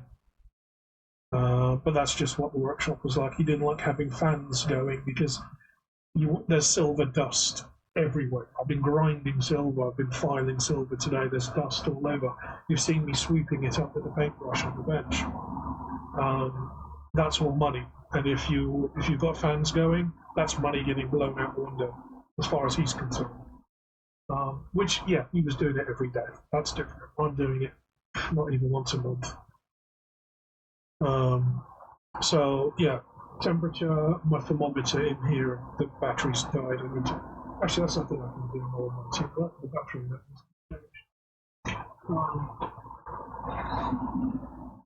I did order replacement batteries, I just haven't got around to doing this one.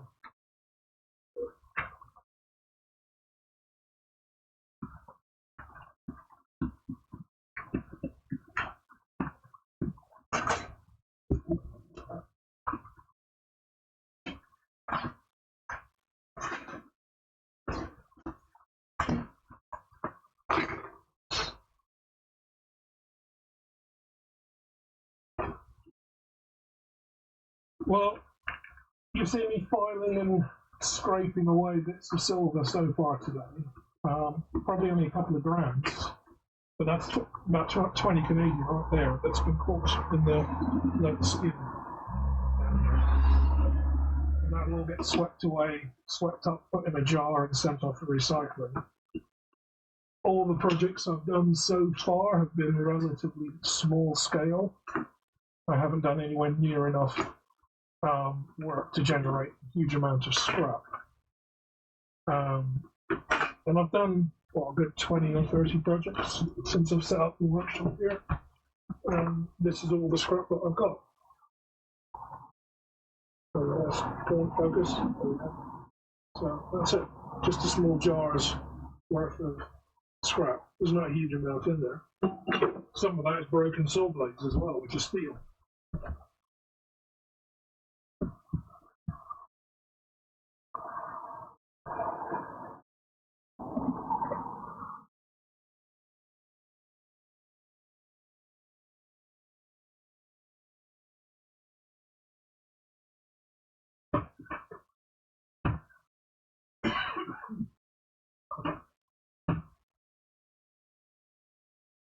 I'm trying to remember which battery this is. I've got drawers and drawers of batteries. Most of them are out of date.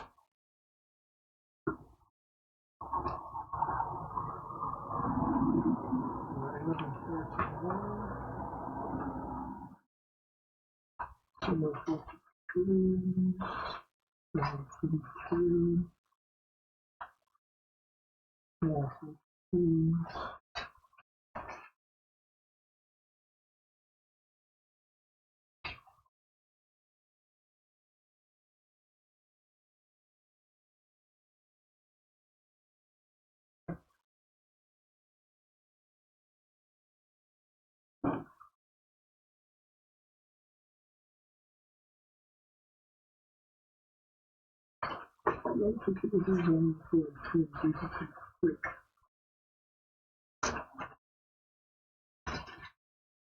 R43 and R44 are calculator batteries.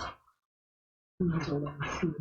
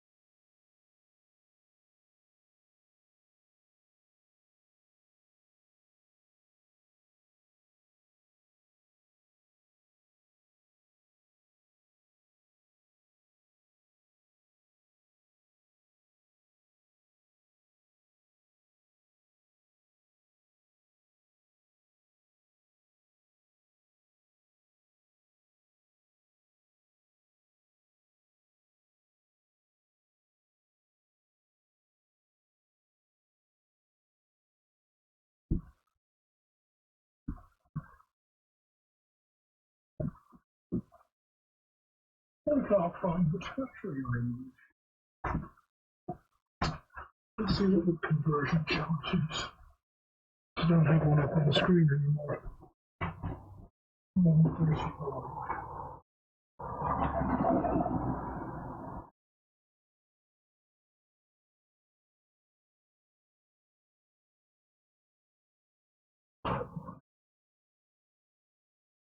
Possible band evader. Thank you very much.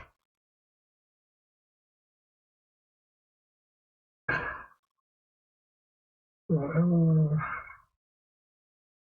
11:30. Which ones was I by?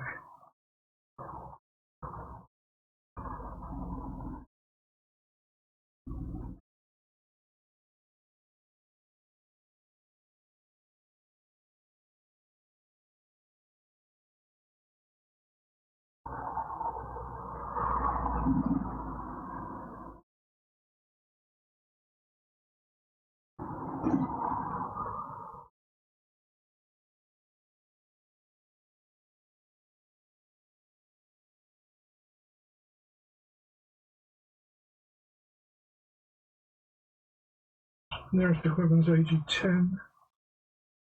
Okay, so it's an AG10 battery I'm looking for.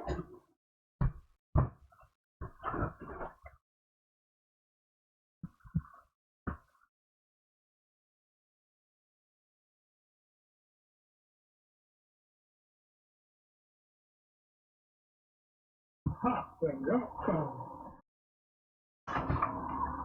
There you go. You stay there. I don't need you yet. See, these are all the stupid little jobs I get done while I'm waiting for all the stuff to happen. So I'll hurry up and wait nonsense. That training course I was on had to be cancelled because it turned out I was no longer eligible for the funding.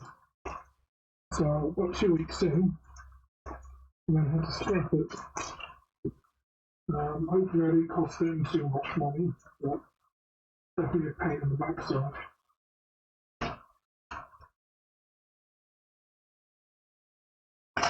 I mean, I learned a hell of a lot while I was there, so I'm grateful for that. But still, very much a pain. So we are 25, nearly 26 degrees here in the workshop today. And I've got the windows open.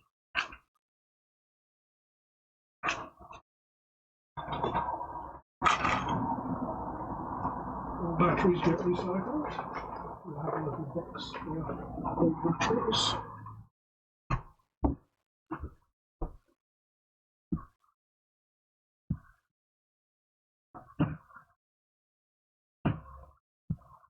In fact, I've changed quite a lot of batteries for some colleagues. Quite a lot. Right, where was I? Yes, okay. So, see all that kind of crackly finish on the metal? That's all sold up on the surface. That's what I need to grind away. Because I need just pure solder underneath, otherwise when I start work on the project proper, the solder is going to start melting off. So, we are going to start making some noise, grinder out.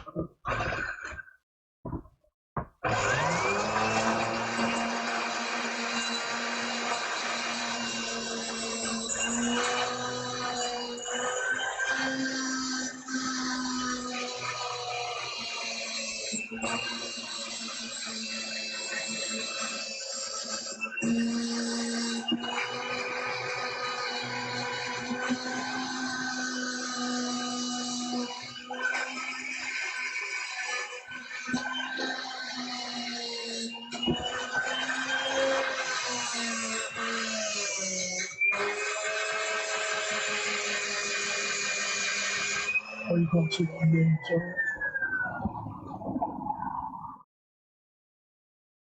Not that you can see a huge amount from here anyway, because I'm going to be doing it down towards the skin. There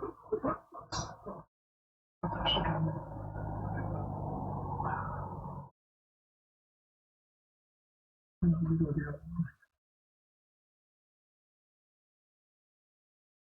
go. Well, you can still not see very much down here, but actually, that's an idea. What am I even surrounded that for?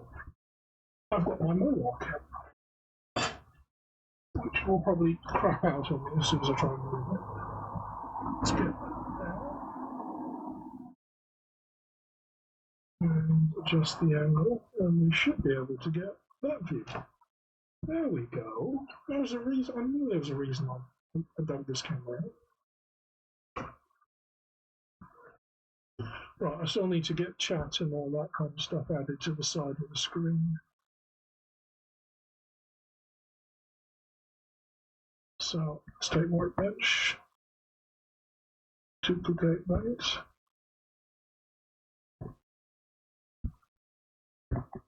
Delete this scene. Workbench 2.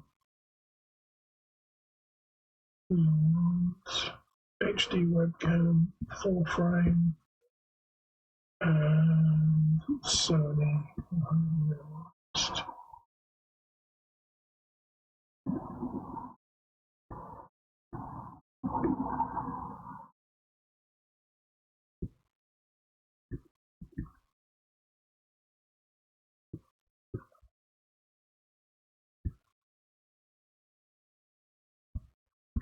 I'll send that to back.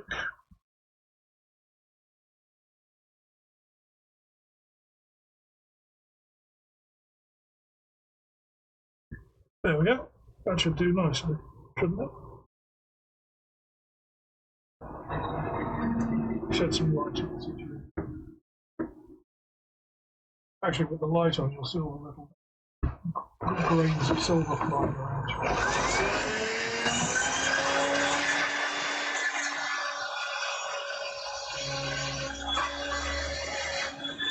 So that's how it looks in a minute, all kind of crinkly.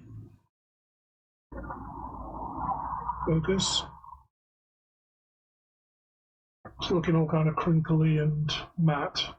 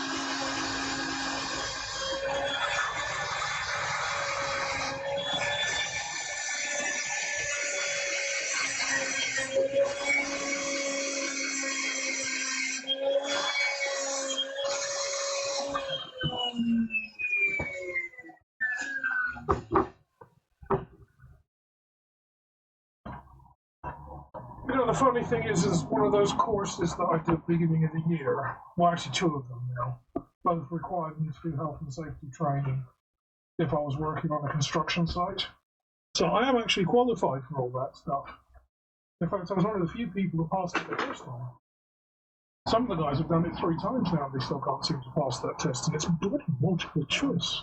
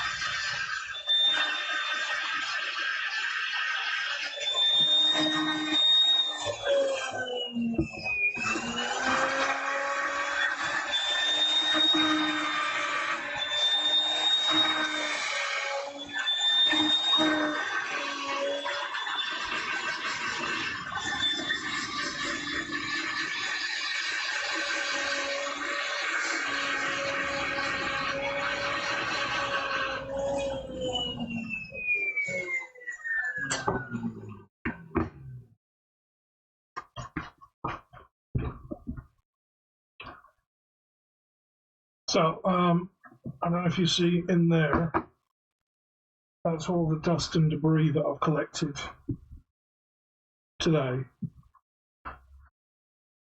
That's all silver dust.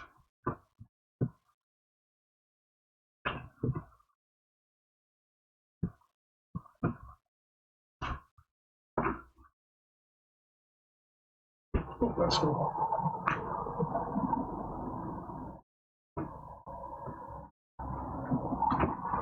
Funny thing, that being hot. You wouldn't have thought.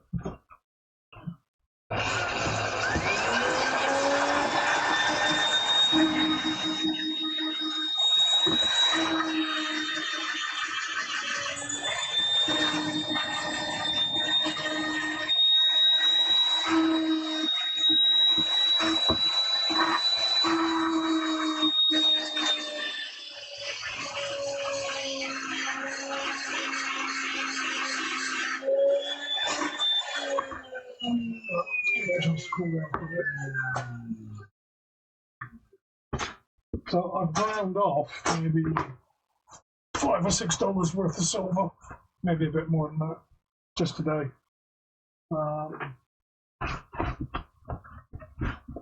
all that gets swept up, and eventually when I've got enough to justify the postage, I'll get that shipped off and melted down, and then I get paid scrap price for it. If I brush it into corner here, you'll be able to see. There, that's all silver dust. Little bits of some steel wire in there as well, but that's mostly silver dust from grinding just about, because I swept out this area before I started work.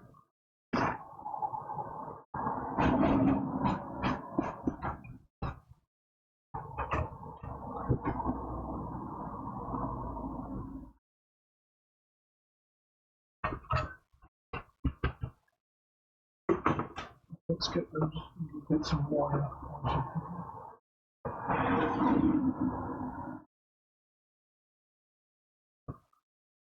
So this is wire that I've used to basically tie pieces of metal together while I was working. Probably from when I was soldering. I should have cleaned this out.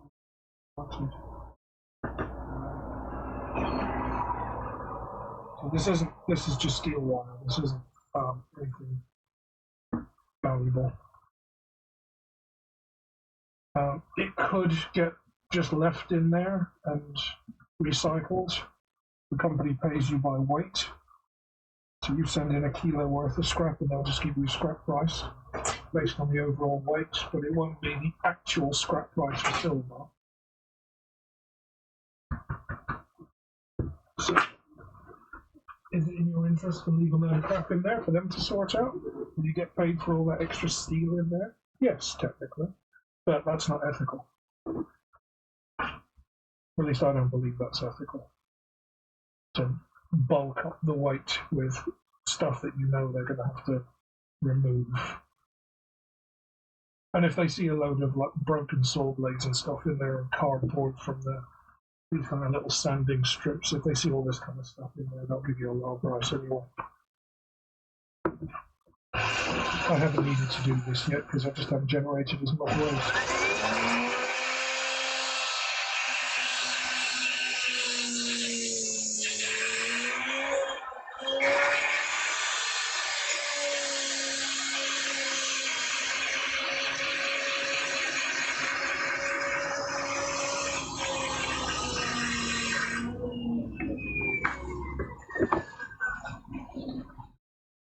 I don't know how old this thing is because it doesn't seem to be overly sharp.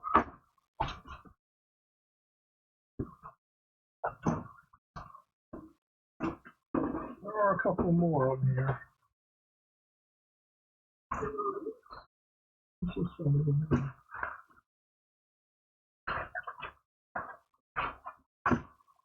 Try one of the others, see if it's any sharper. These things are really old. They don't stay sharp for long.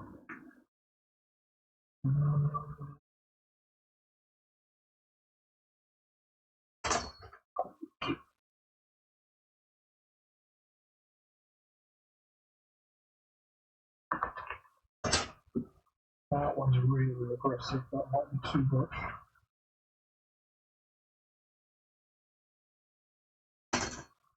In other words, I'm going to have trouble holding onto the piece.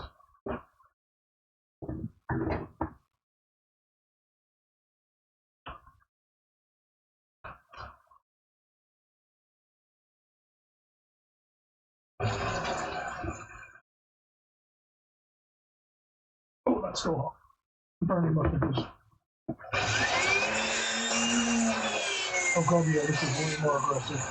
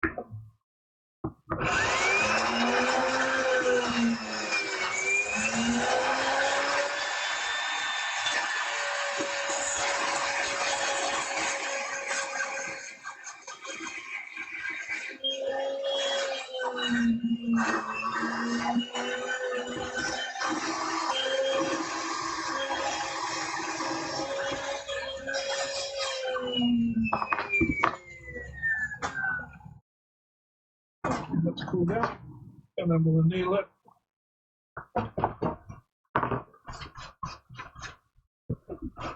There goes another $1.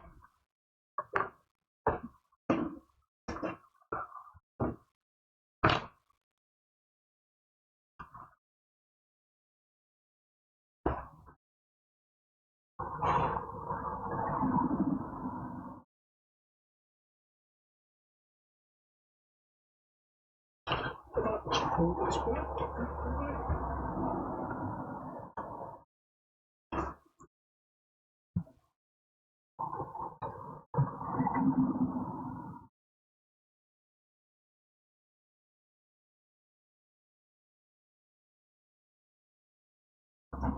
So slightly more interesting angle.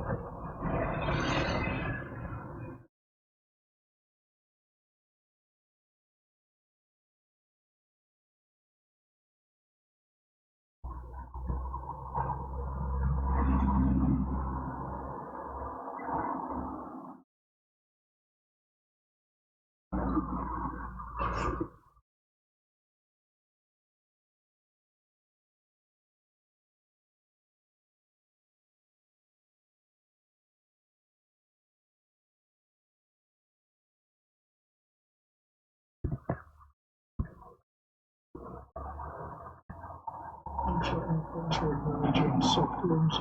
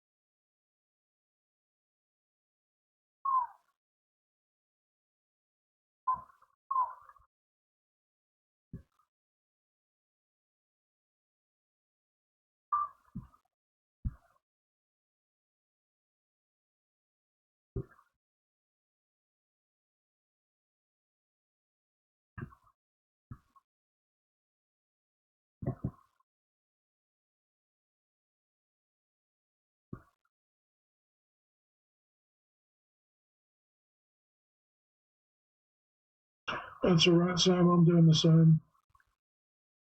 Fiddling around with all my settings on here. It's been so long since I've streamed from this machine. Trying to figure out how to make my chat box dark in the background. You can't really read it over. It's only when, even if I turn the light off, you can't really read it. Properties. Yeah, properties to let me do some settings. Set color. Doesn't seem to do anything.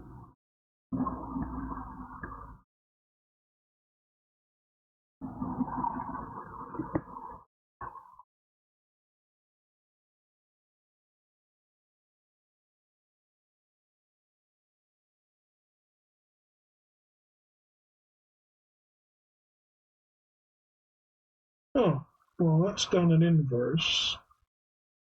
That's interesting.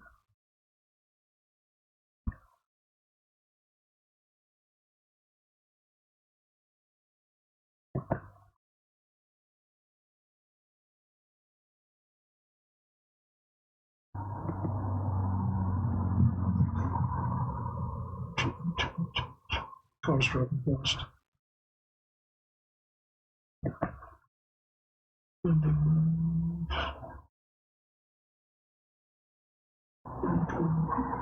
Okay, I'll leave that. That looks absolutely horrific, doesn't it?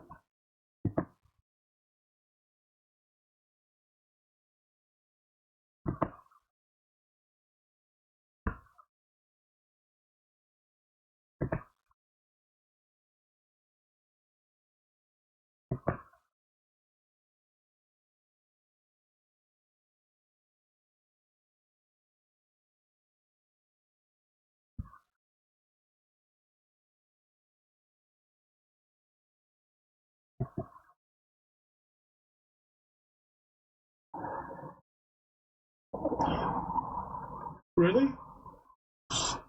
Clearly a while ago. If you get yourself on a D&D stream, I'm sure you'll be happy to see you open it there.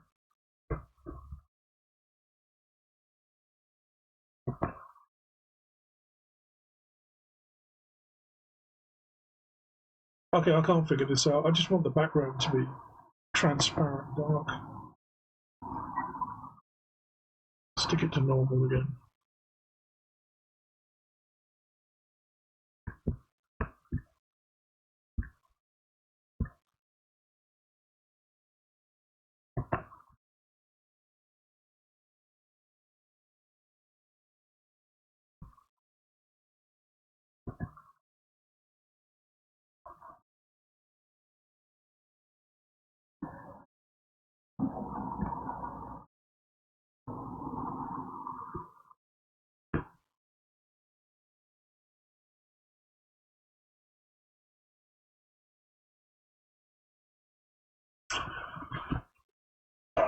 I choose not to judge other sex, really.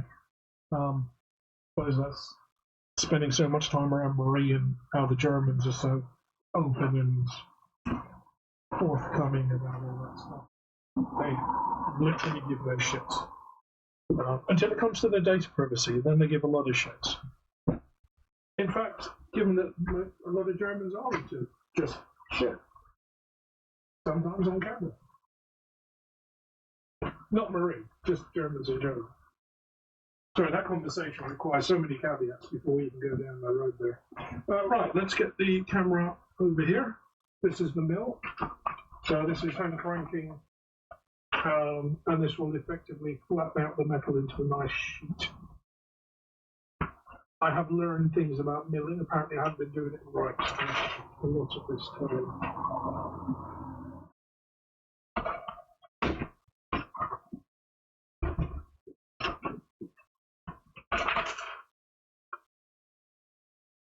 So this is stretching the metal out.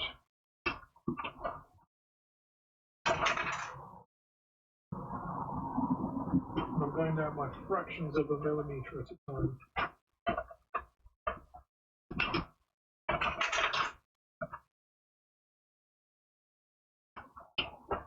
Now this is why you need to anneal the metal to soften the metal.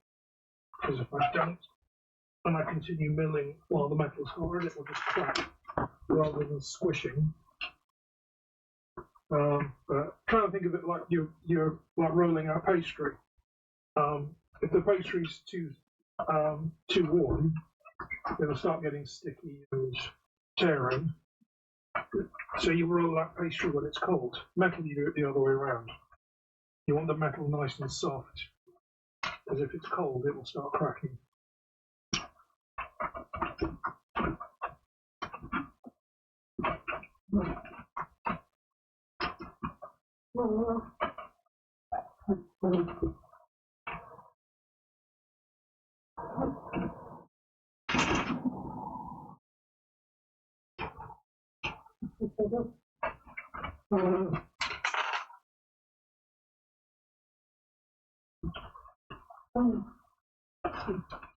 Book of matches.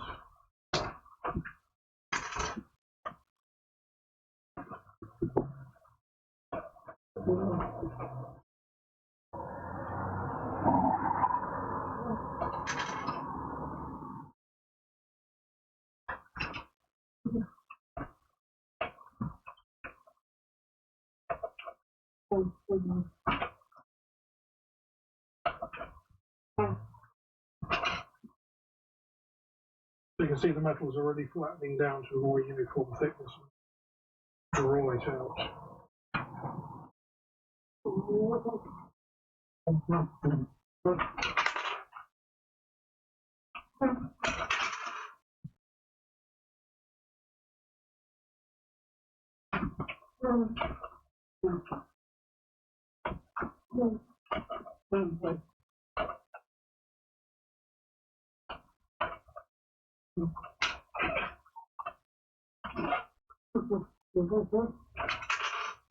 Right, now some heat to soften the metal.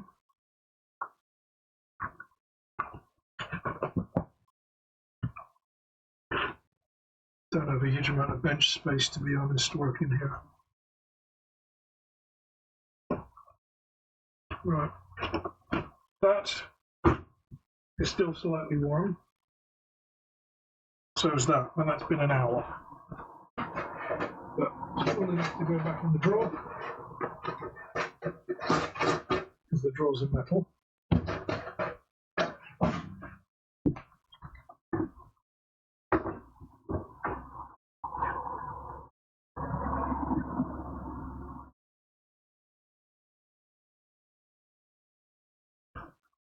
Which one are we going?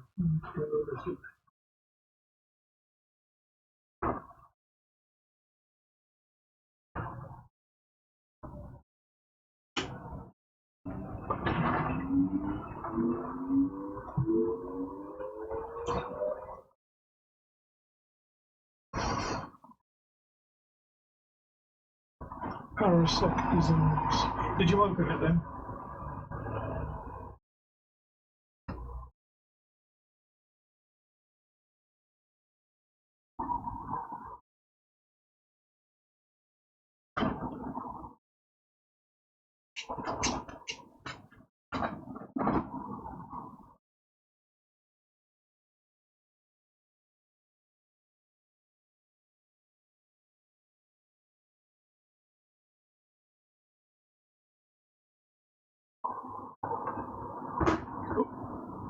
Yeah, that's when accidents happen, when I do stupid stuff like that.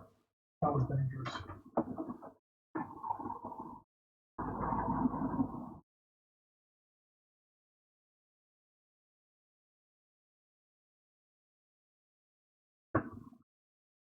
So I get this cherry red again.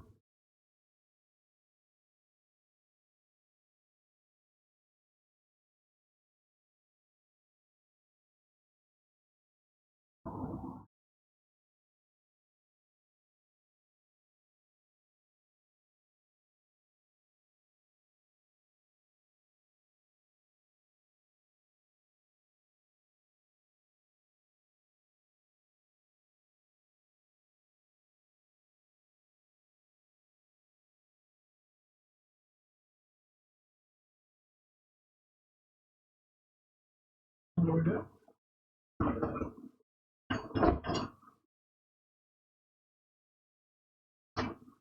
And we'll leave that to cool down.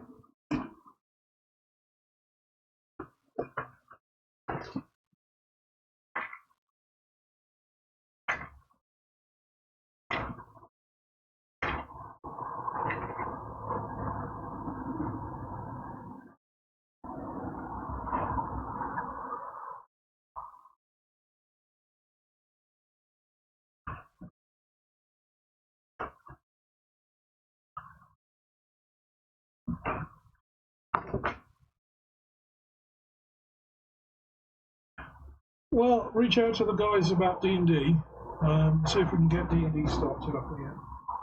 Now that you've done all your concerts, or the majority of them. Find out from Brian when his next couple of days off is going to be. We'll get D&D back up and running. My other group have got maybe a year left on the campaign because they're way ahead of you guys. That's my local group here, which hopefully at some point you'll get to meet, because most of them have seen clips from the stream, so most of them know who you are, and the others, of course, because they've seen the few that joined slightly late into the campaign have gone back and watched the Twitch stream to kind of catch up on the backstory. They know the story is the same, the overarching story. The events might be slightly different, but the story's basically the same. So most of the guys that joined late ended up watching the stream to kind of catch up.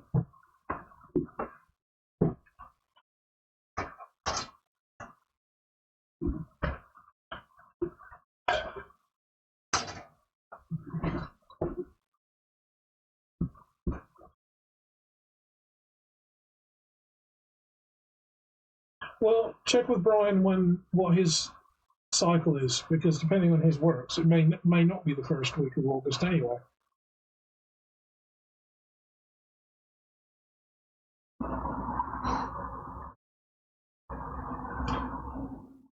Yeah, that's very you, isn't it? Happy and social and good-natured. I don't know how you manage it, honestly. And all the shit that's going on and the kind of chronic pain that you're in, I don't know how you keep a happy face on. I know I certainly can't do it. But yeah, if they're giving you more work, then definitely take it.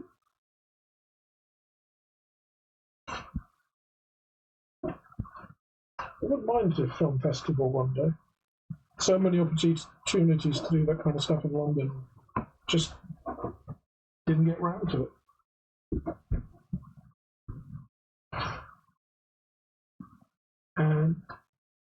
And then no more, and then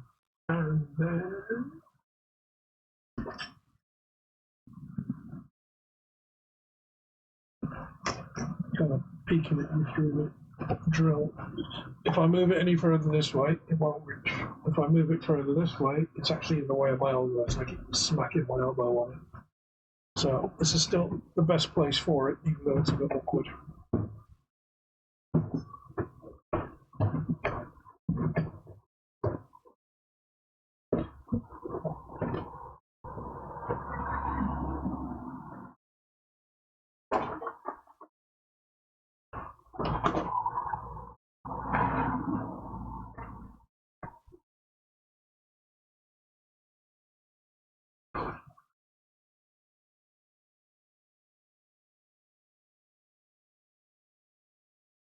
Yeah, I get that.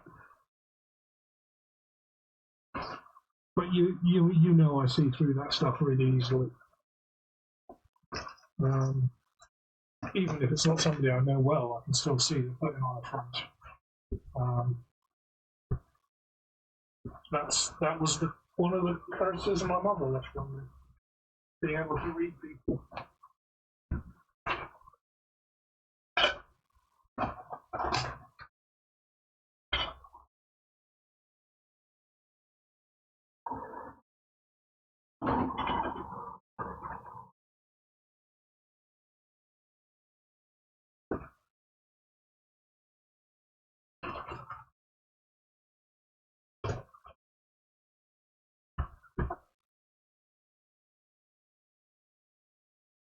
Right, back to rolling.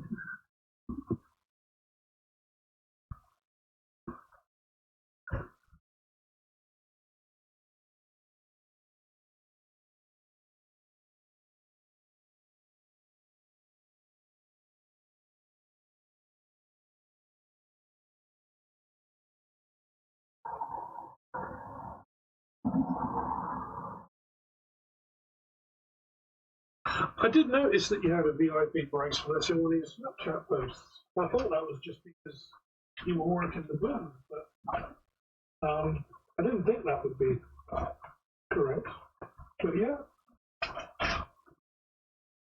If your boss is taking notice of you type of stuff, that's a testament to the quality of work you're doing.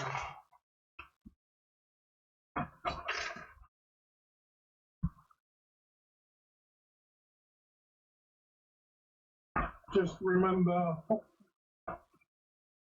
to take care of yourself in between, because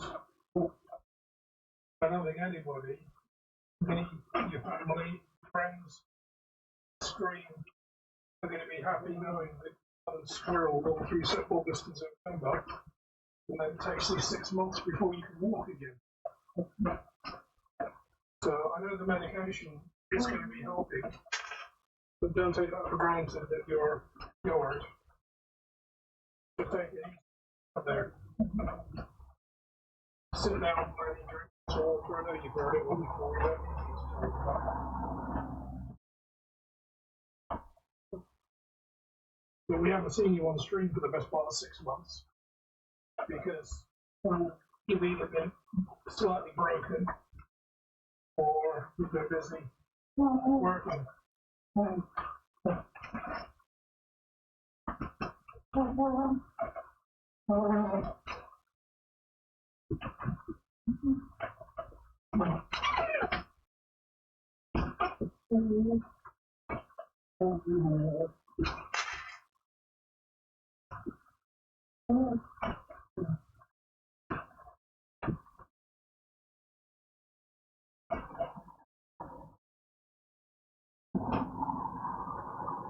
So that's the metal now. Thinned out, probably reduced it by half.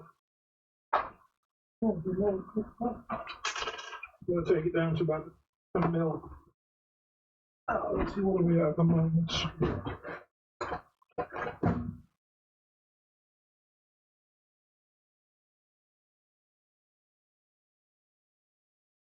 All these batteries are knackered. I need to replace the batteries in those. Do I have manual calipers? Yes, I do.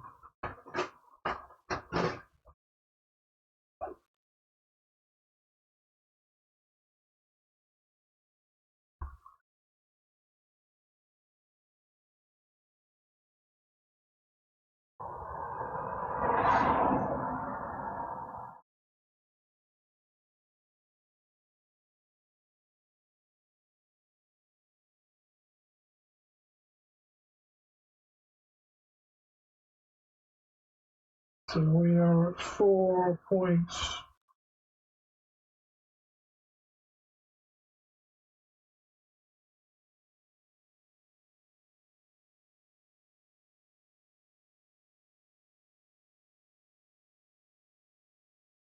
Mm-hmm. 4.96. So just off 5 mil at the moment. And just for the sake of it, let's weigh it. Yeah, that's raw. 10.9 grams of sodium.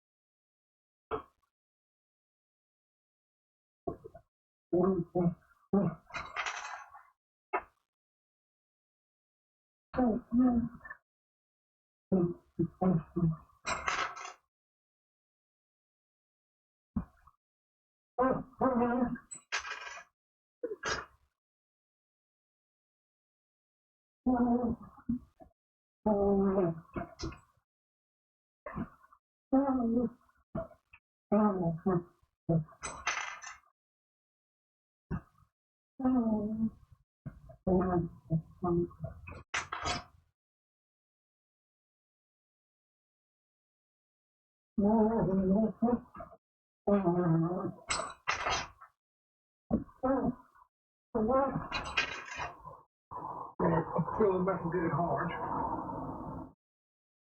Every time you work on a metal, hammering or squeezing it or bending it, it works hard against the metal. And it makes the metal brittle. And this is normally when you start getting cracking. So, let's get you there. So now we need to anneal again.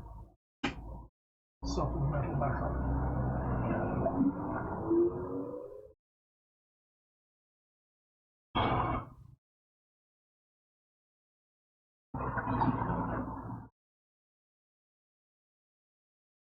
No, that was cool that you brought Lindsay and I agree.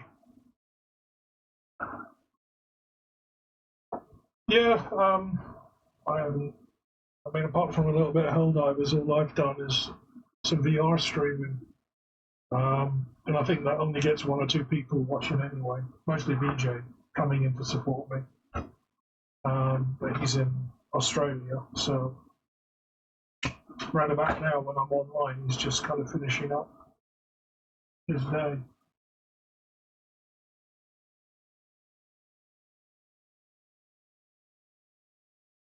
Sorry, starting is about 9 hours ahead.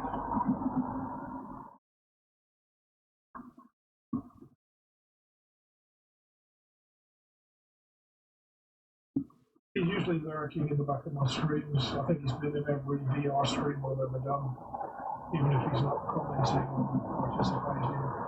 I gave him VIP just for that, just because he's always there, even if if he is quiet, always there supporting. He's definitely worthy.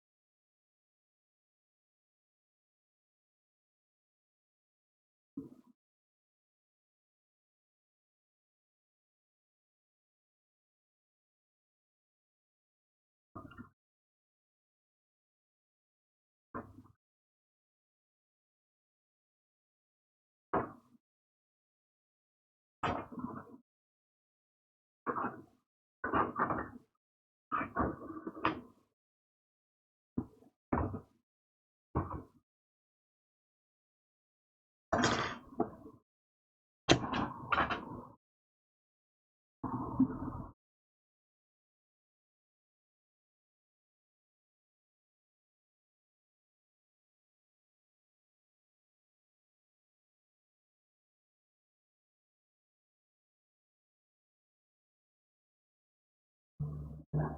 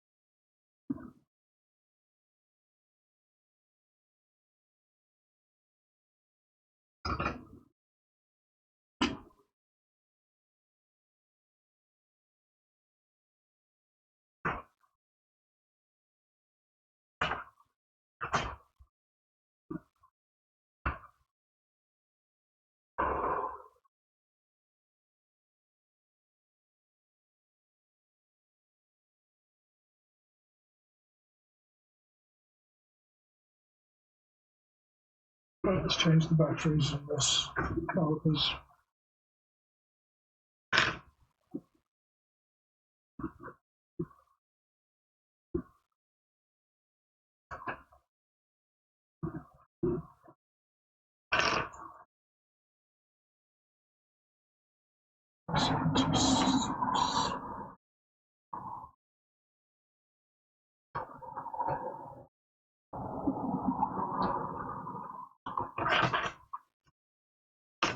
It's definitely not all 44.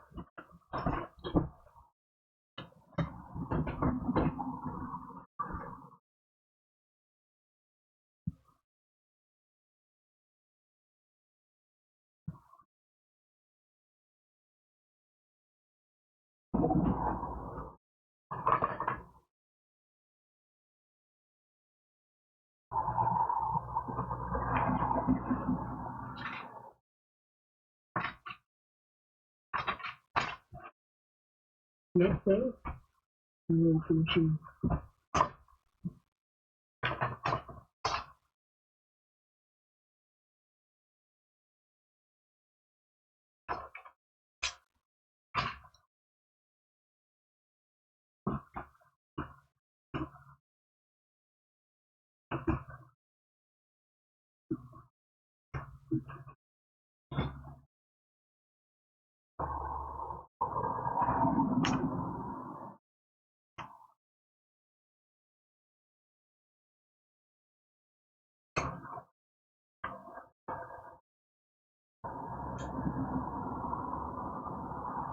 Yep.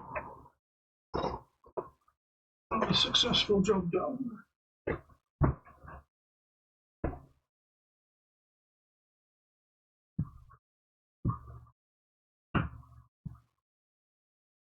And now doing lots of teeny little jobs and getting lots of little things done seems to be far more motivating than doing something big. But I don't suppose that's, well, I don't suppose that's going to be surprising.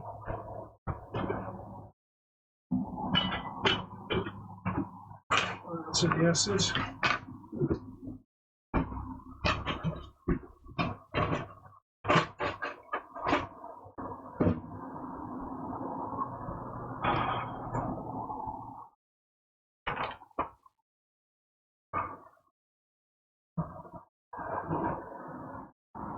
So it's nearly 7 p.m.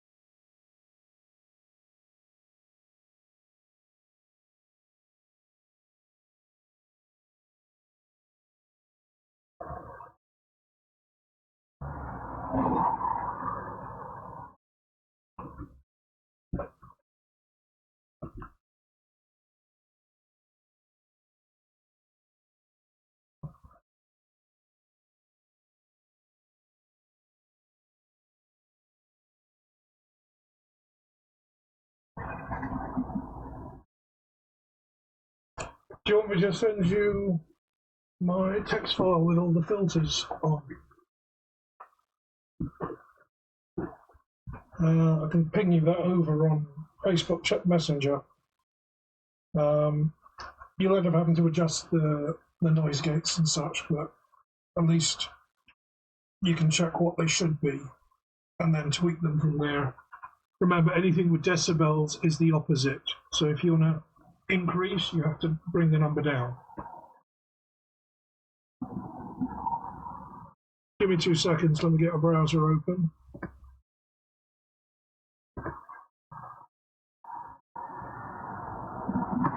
I had to reset mine today when I got everything back up and running. Oh, I've got to log back into everything, haven't I?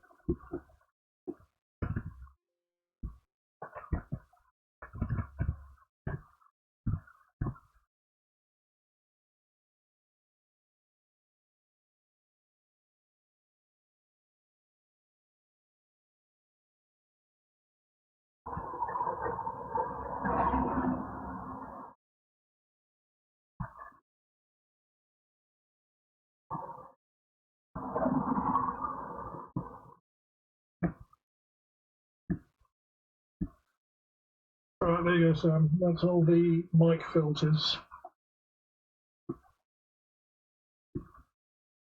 Same to you on Facebook Messenger.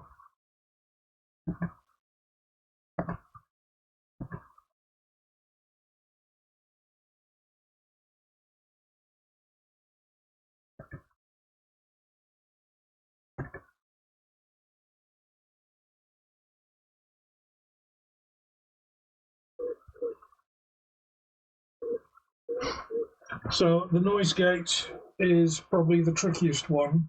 That's the one where the numbers work backwards. So if you want the noise gate to open earlier, you have to increase, because it's a negative value, you've got to go the other way that you think you have to. So towards the right will cut off more noise, towards the left makes it more sensitive.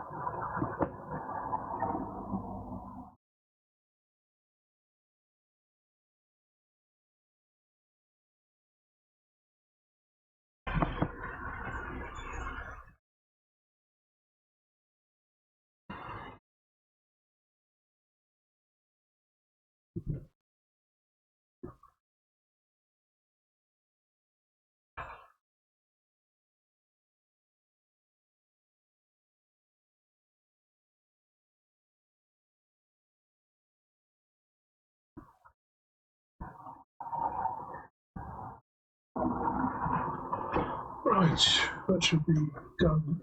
That's it.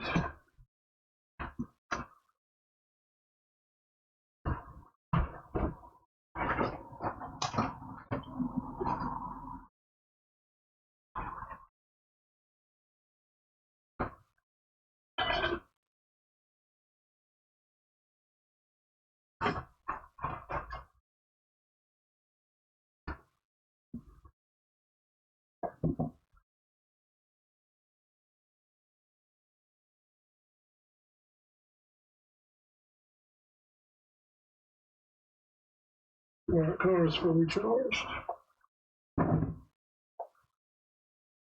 Okay, so that's now annealed again, so we can go back to milling.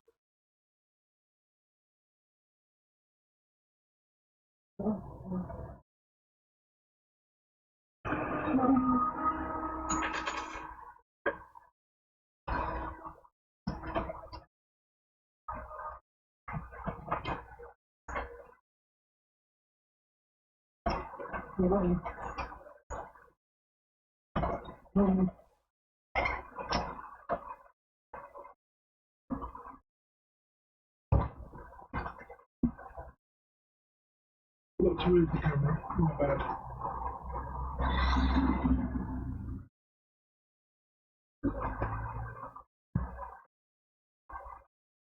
Cool, nice. I think mine works as well. Maybe not on this laptop, but I know it was working on my main rig downstairs.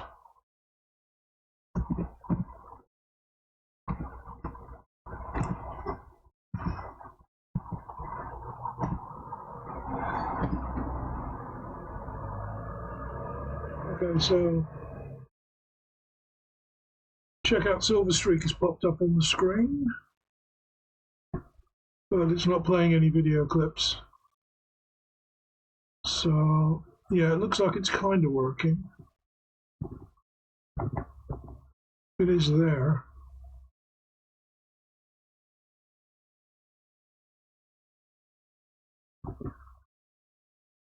Maybe it's just because you haven't been on stream for so long. I wonder if it'll do me.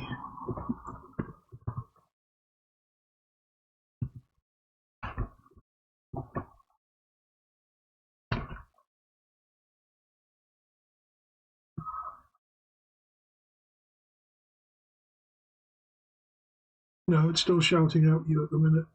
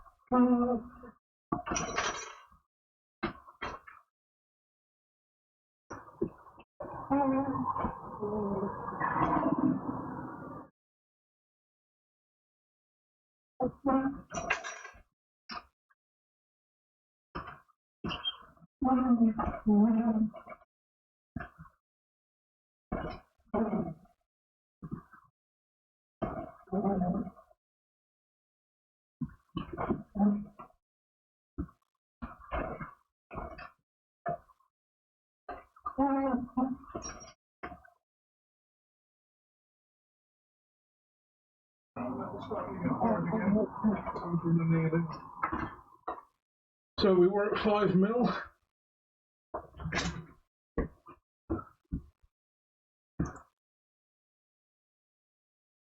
We are now down to 2.5. And I started at approximately 7. So we're down to 2.5. So we've got a really thick disc here, but you can see how much compared to the bit that I was cutting off, which is around about the same size, because this was taken straight out of the mold. You can see the difference in the thickness that I've managed to mill it down from.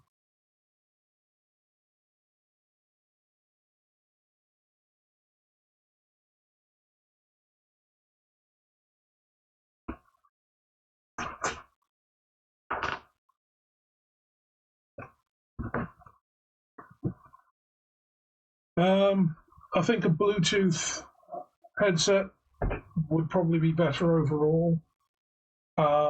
You can get the little Bluetooth dongles off Amazon. Why is your shout out just permanently locked on my face? This is free advertising for your channel somehow. It's like, no, I'm not happy with that. Go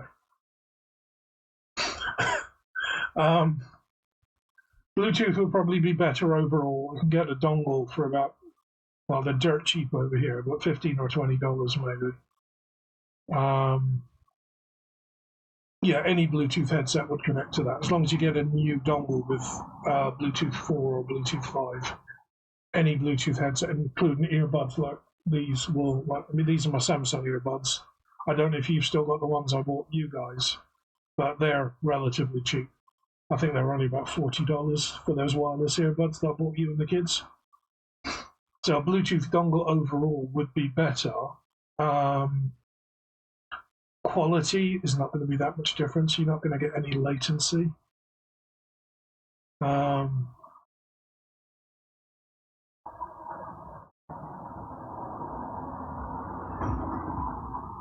I mean, you can buy like a Logitech one, and it will come with a dongle, but then that dongle will only work with that Logitech. Well, no, that dongle should be an open Bluetooth connection. It's just another way for them to charge you more money for it. But yeah, any Bluetooth dongle will work with earbuds. My gaming rig downstairs, I just added a generic Bluetooth dongle. I've still got a wireless keyboard Bluetooth dongle as well, because that keyboard is only going to work with that dongle. But if you buy a generic dongle, you can use any like headphones with them as long as it's high enough in the Bluetooth stack. So Bluetooth 4, Bluetooth 5. I'll have a look on Amazon. But yeah, if you've still got those cheap wireless ones I bought you guys like ages ago now, they will work because I bought something similar in a local computer shop because I forgot my proper ones on a trip down south, and I just went into the first like newsagent pharmacy I could find and bought a pair of Bluetooth headphones, and they work straight away. Yeah, so just any old dongle off of Amazon, as long as it's the right version of Bluetooth. Software shouldn't be a problem. Windows has got all that built in now. If you're running Windows 10 or Windows 11, that's all built into Windows. Wired headsets will always give you the best audio quality, the best mic quality, but that would depend on how good the mic and the headset actually is. So again, it comes down to what you want. I prefer a boom mic with Bluetooth earbuds, just because I've got freedom to move around. But the boom mic is always going to be better quality than a headset mic. Headset mics tend to be garbage unless you're spending $200 or $300 on them. The earbuds I bought you, I don't know if they do have microphones in them, so you can do voice calls. But they don't have noise cancelling. I think that's why they were one of the cheaper ones. So you might be able to use the mic on the earbuds. It just might be a bit of a fiddle to get it to set up in the software, but you should be able to get the mic set up, because I've done that with my cheap earbuds that are downstairs on the computer. And these Samsung ones, I've done it with my other laptop. But yeah, boom mic will always be better quality, and earbuds mic will be probably the lowest quality. The mic on a webcam like this one will be slightly better quality. But the boom mic will always be better. But then you need to make sure you get a mic, whether it's one of those like Yeti snowball things that everybody used to have 10 years ago, or like a boom mic like I was running. I think I bought you an amplifier. So yeah, if it's got an amp built into the mic, you're good. You just plug it into USB. If it's one like mine where it's got XLR outlets, like guitar outputs, like the 3-pin large connector, you need an amplifier. And I'm pretty sure either me or Mark bought you something like that in a bundle with the arm and the stuff. Right, we need to kneel. That's what I was going to do.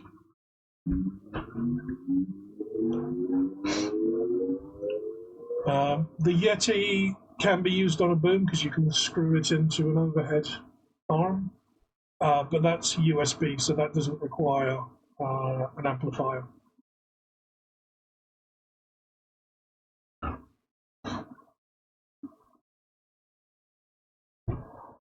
Just wait for the machine to warm up.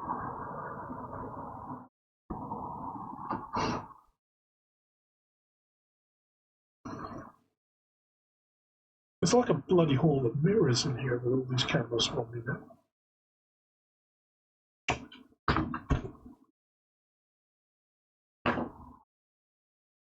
Burning with fire.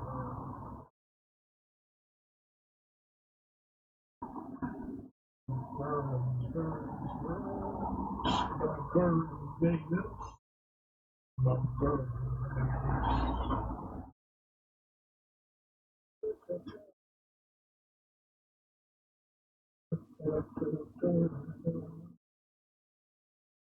IBS. Is a burning red fire that you see those flames go high. Burns, burns, my burns, my burns.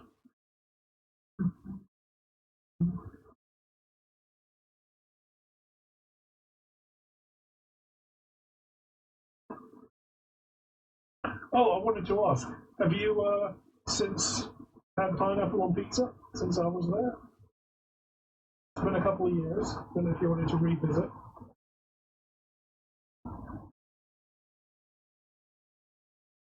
So you can see there's some liquid coming on the surface of this metal.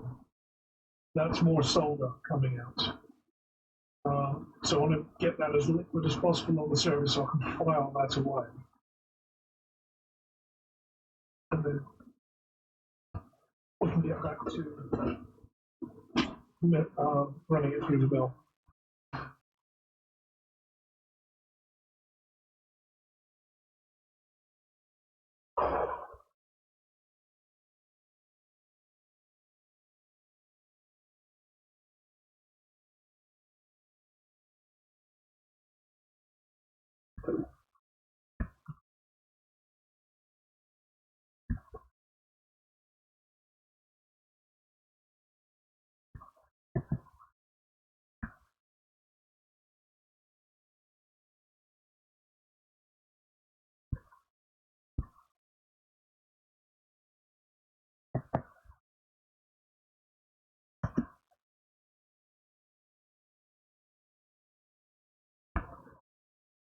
Okay, I haven't got my clips laying on here.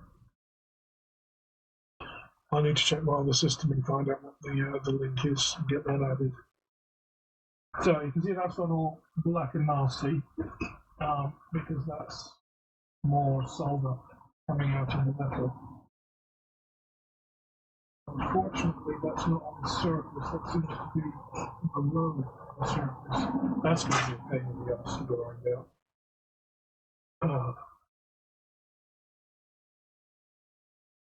Yeah, I should have been a bit more careful when I was pouring. This is why I wanted to grind all the solder off the surface before I started, because once I start cutting that out, when I start heating the metal, part of the design may start melting up from underneath it when the rest of it is still good. I was having that issue when I was making the cufflinks. Parts of it were melting when the rest of the metal was absolutely fine. Just got no alerts.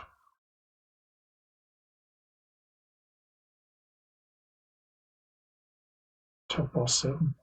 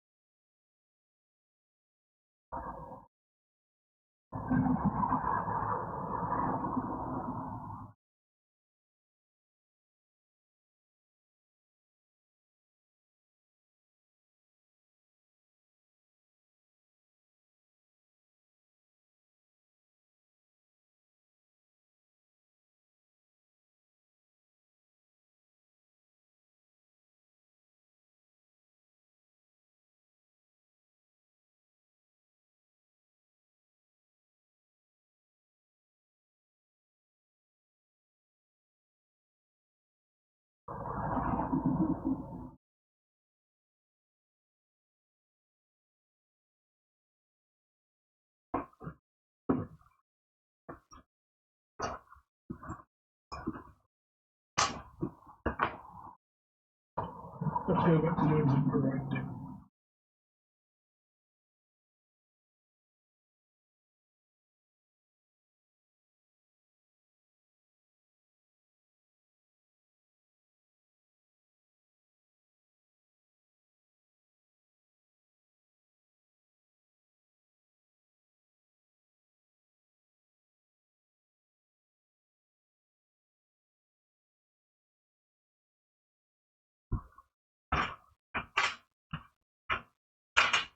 Yeah, it's cool enough to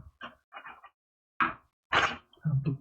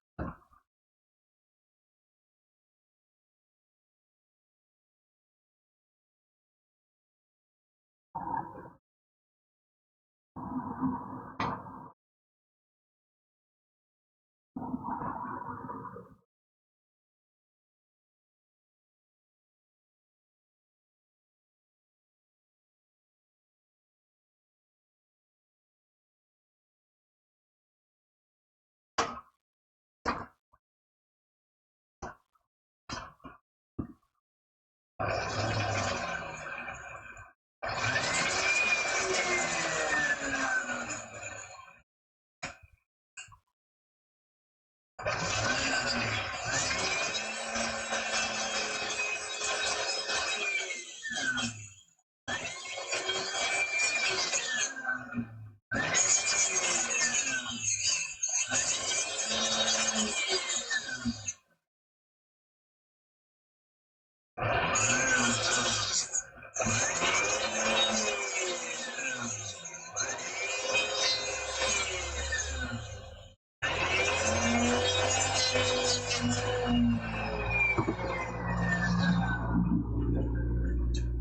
working, but it's too slow.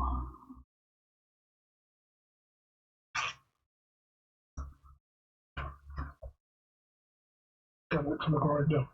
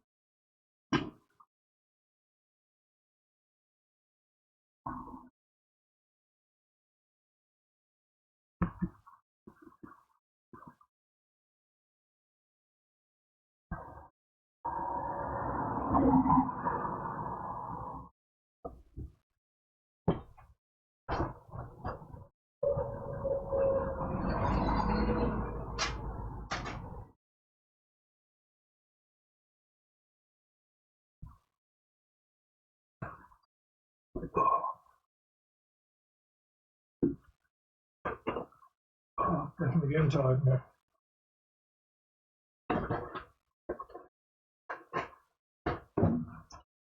Right, wait for that to cool down.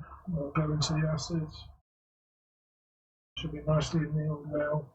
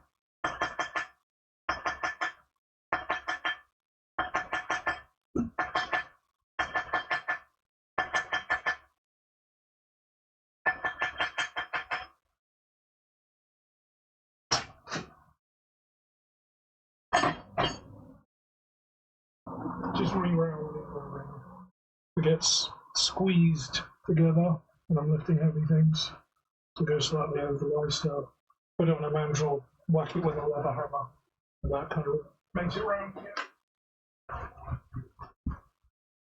It's tight enough now that when the weather's hot, I can't actually take it off. I'll either lubricate it with some moisturising cream or something.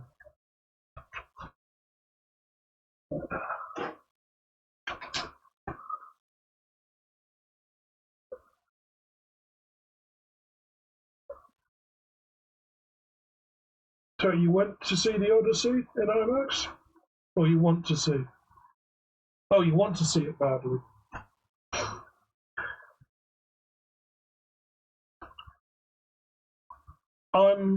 I've mixed opinions about that because the Odyssey was one of the first adult books I ever read. I think I started reading that when I was 9. And it wasn't the simplest of translations. It was a book in the school library. It was more as a reference book for the teachers, but it was a direct translation from Homer's poem. And because I've been reading all the kids' picture books on Greeks and what have you, and I saw that and thought, okay, well, this is the real book. And 9-year-old me is ambitious. So I basically took upon the fact to read an adult translation of the Odyssey. And I made it all the way through, and I still have the book. The school unofficially let me keep the book. Because I don't think any student, every 9-year-old had ever been interested in picking that up. I've heard mixed things about it, that in IMAX in particular, the spectacle, the cinema, the filmmaking is tremendous. I'm just turned off by all the DEI bullshit politics that Hollywood is pushing, and Hollywood has been pushing everywhere. Nolan's films have won so many Oscars, but he's never won Best Director. So I'm in two minds about whether I'm going to pay to see it. I will see it eventually, but I don't think I'm going to go and pay to see it in the cinema, even though I really want to see that in full 70mm IMAX, but there's only like 70 of those theatres in the world that will do that. Digital IMAX is not the same. That's just still running off a hard drive. I might as well watch it at home. So if I want to see it in true IMAX, I've got to go down to London today. It's a day trip down to London. That may happen. Depends if it's still in theatres when I go down to London next. But all this bullshit, gender politics nonsense, the fact that characters have been written in specifically to satisfy certain requirements, the race swapping of characters, it doesn't sit well with me. I mean, honestly, if they did a new version of Malcolm X and they cast Matt Damon in, or they did a Martin Luther King movie and put, I don't know, Jack Nicholson as Martin Luther King, there would be fucking hell on. But casting diverse actors in what it would be traditionally white roles, because it's fucking Greeks, just pisses me off. And for that reason alone, I don't think I'm going to spend money on it, because the only way Hollywood is going to learn that this stuff doesn't work is if people stop going to the cinema. That said, it's done really well in its first weekend, but I'm expecting those numbers to tail off pretty quickly. Some reviewers that I watch that are a bit more right-leaning have completely hammered the film. Some that are a bit more centrist have said if you can turn that part of your mind off, it's a good film.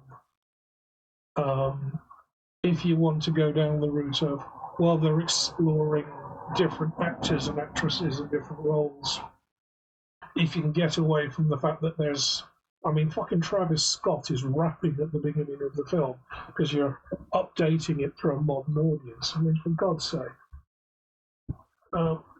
They could have done other stuff. They really could have done, but not that. That's a story that has a personal link to me, and I'm going to forever be offended by the fact that they cast the way they cast. And even despite the casting, the script hasn't been received very well. The feminist translation of the Odyssey that they based the script on, that, oh, the women were not served well, that's just modern revisionist theory again. If you want something where women are served well, pick another story. My worry, I don't think I should care, to be fair, but my worry is that you mention the Odyssey now, and it's not going to be Homer's Odyssey that people think of, it's going to be Nolan's Odyssey. And school kids are going to grow up thinking that there were black people in godlike positions in ancient Greece. And that's the kind of stupid stuff that America seems to push out, and it's the stupid stuff that America seems to do. So I am pissed off by the whole concept of it. It doesn't offend me to my core, but it does offend me, and I think the only way I can show Hollywood that it's not going. Yeah, the whole Black Snake thing has not gone down well over here in the UK. Rowling has walked it back because money, and studio wants to push all this DEI bullshit. Rickman, I think probably privately would care. Publicly, if he's not being paid, he won't weigh in, or he wouldn't have weighed in. But yeah. Let's see a movie where black people are the slave owners and the white people are the slaves, and the white slaves are being victimized. Let's see how much uproar that causes in Hollywood, and then we'll see if there's a reckoning to be had. Because I guarantee there'll be a reckoning if that film ever comes forward.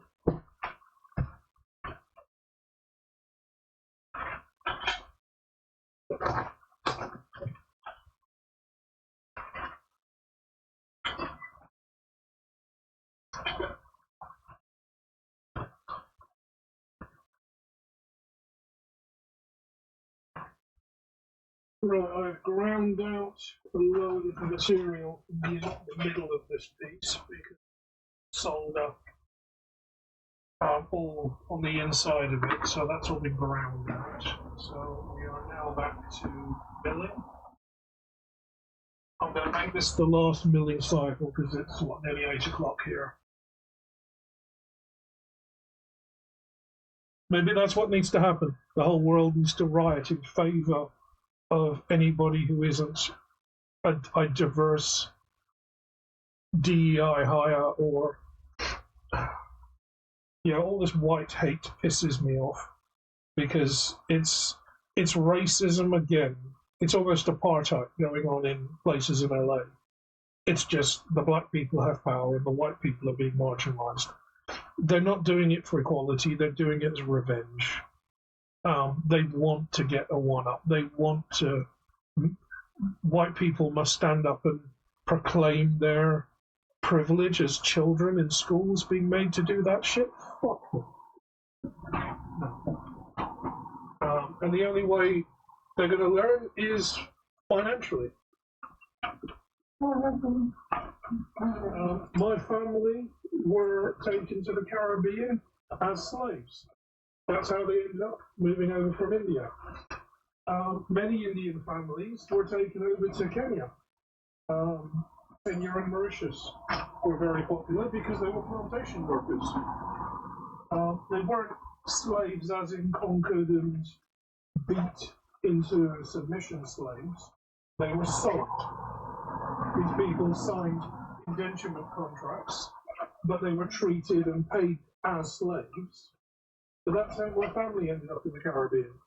And I don't walk around with a chip on my shoulder saying every white person must apologize to me for their slave ownership, because all white people are as culpable as every other white person. No, that's not how the world works. I don't talk about it because I don't feel the need to talk about it. I mean, honestly, obviously, you know me well enough to know that we've had this conversation before.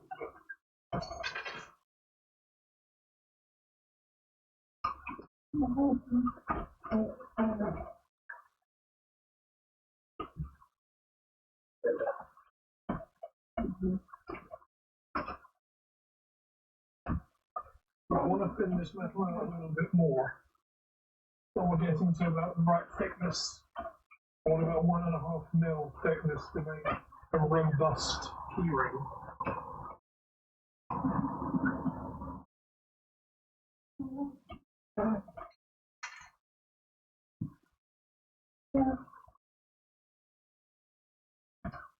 But I had to grind out so much metal there that maybe a bit challenging. Because I'm now having to level it all flat again.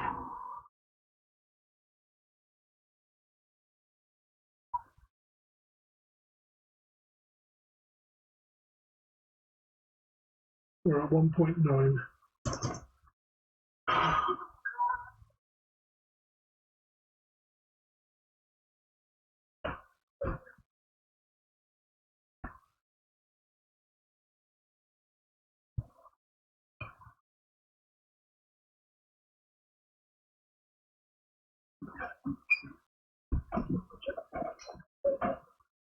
What is going to destroy Western society is this continual victim mentality and persona that people want to put on themselves.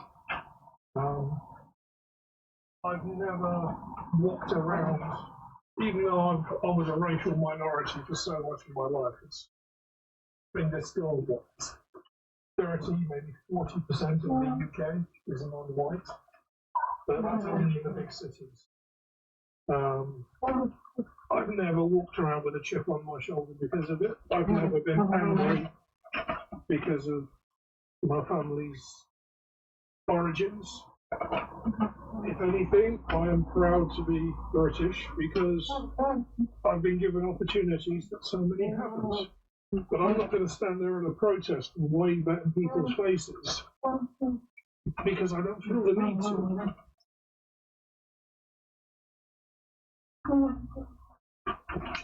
I think we're a couple more runs through the mill and we will be about done.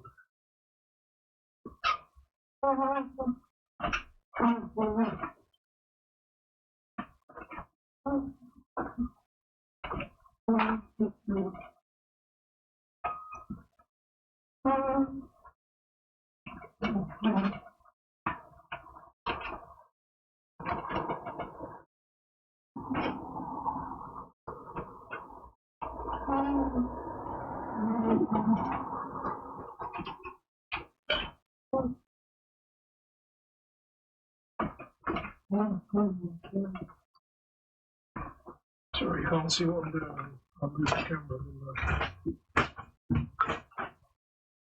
There we go.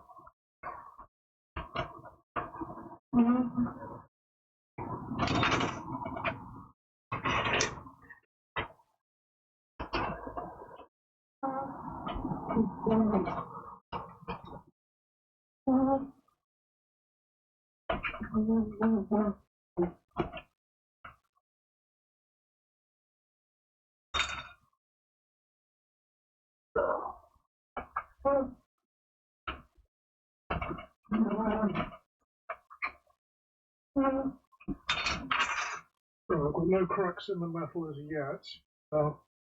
I'm still being careful, but I will need to do another heat cycle on this soon.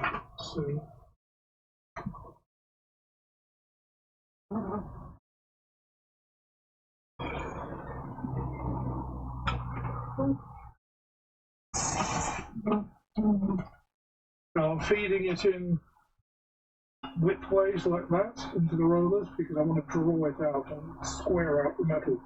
If I fed it in that way, it would lengthen it in the wrong direction.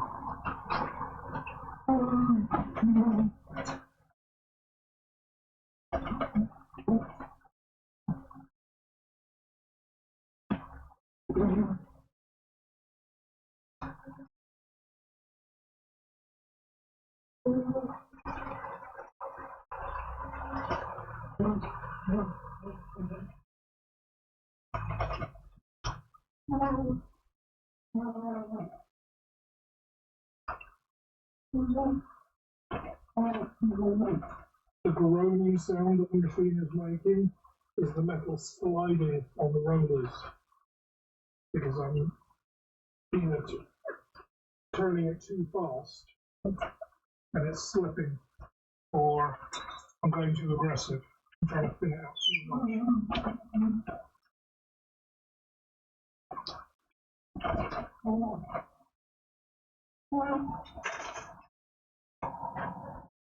Right, let's see where we are.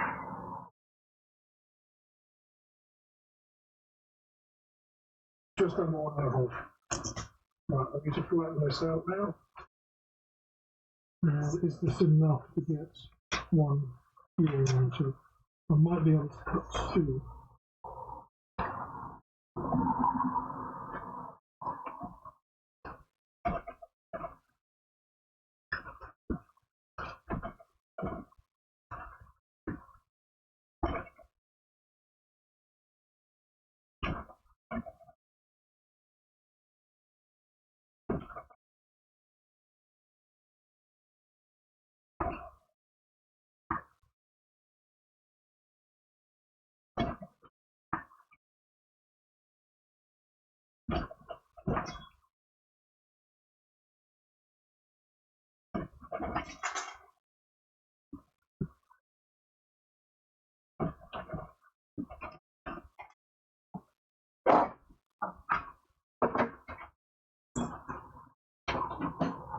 Banging.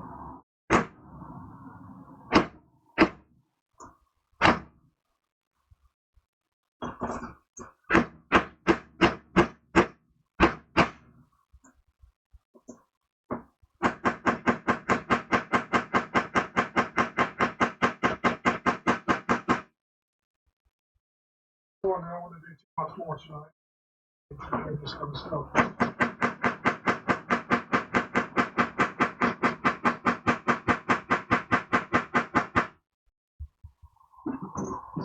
Let's do one more annealing cycle, and then I'll leave it in the acid overnight, and we'll call it a day. So it's actually been quite productive tonight. Got quite a lot done. I'm happy with this level of progress today. Today has been a good day. I don't get to say that very often. It's not anymore.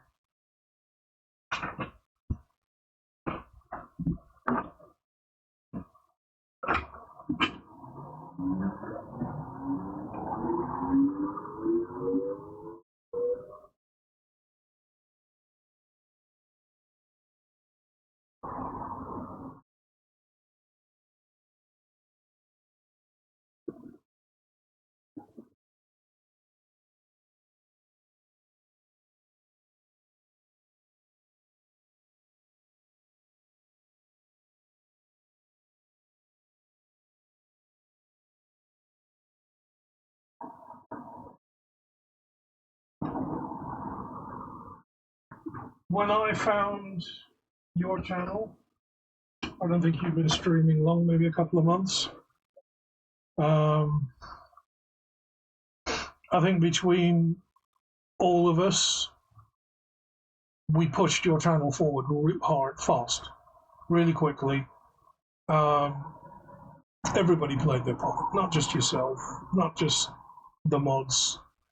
We got a lot of people in. You were doing so much networking, you were getting contacts, you were reaching out to people, the raids, that was all you. In the background, us as mods, me, Brian, like keeping things ticking over, keeping things running. I mean, that was a small part that we played in it, but no. You could be back on stream. Hang on, I can't even remember which camera I'm on. You could quite easily be back on stream again and make a thing of it. There's just not as many people viewing Twitch 24/7 like there was during lockdown. But Twitch is still doing well. You've been gone too long. That's the main issue, is that you've been gone too long. People have left the Discord, people have left, maybe unfollowed the stream. And that's going to be the hard part, is that the first month, even if you go back to streaming 3 or 4 times a week, that first month is going to be shit. It's going to be the same as when you first started out, because people have to find you again. And that means all the social media posts, and that means all the chasing around, and all the networking, and all the raids, and dropping into other people's streams. It's going to be hard work. There's no way around it. Do you have what it takes to be a good streamer? Fuck yes. You do it for work. You've been doing it for the last month or two at these events that you do. You have your niche. The thing is, you haven't been consistent, at least not since all the nonsense has been through. Your mental health, yes, that's been a huge obstacle. But if you can get yourself back online and keep to a regular schedule, yes, I think you can get it all back. Maybe not be as like the hundreds of people we had raiding in at one point, but that's not us as an audience or us as mods. That was you building that network, making friends with all those people who did end up raiding. That I don't imagine that's changed. As a person, I don't think you've changed. Little grayer, little bit wiser, still just a squirrel. What we need is to get a collar and a really strong chain and attach it to the desk. And you can't go anywhere. If you want to go at the bottom, you've got to drag the chair with you. That'll make sure you stay on the stream. There's no reason why you can't, but you need to really invest the time. Before, you didn't have a choice. I mean, COVID was COVID. You had no choice but to invest the time. Now, so much more backup behind you.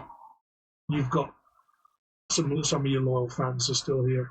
Your mods are still here. You don't have to rebuild that. You just need to rebuild a bit of an audience. Find that niche again. I don't think it'll take you too long, but you have to want to do it. It doesn't have to be full-time. It doesn't have to get in the way of doing the summer stuff that you've been doing now, but you just have to stick with it. I see no income at all from my streaming. What little I did when we were doing D&D regularly was all getting sent over to you anyhow. I don't think I've earned anything the last couple of years because I just haven't been online much. But I'm streaming at times like this. Nobody's going to be coming into my stream now who wants to fucking work. You can do it. You've got it in you to do it. You've got the personality for it. You just have to pull your finger out and make it happen. And I know mic and settings and Bluetooth dongle, that's all technical stuff that happens in the background. That's not stopping you from streaming. What's stopping you from streaming is up here.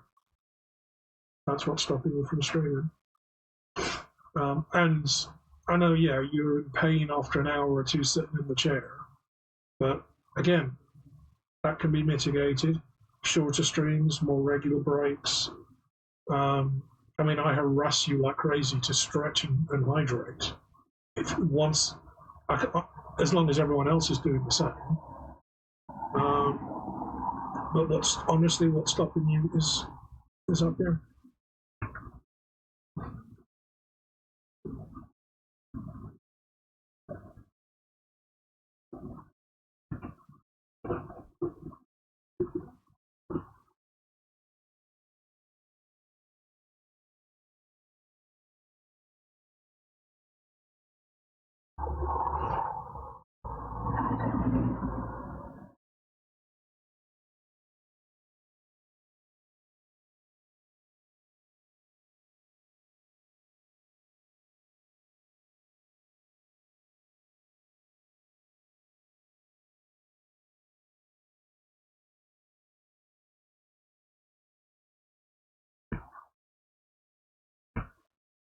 You gifted us up? Whose stream was that in?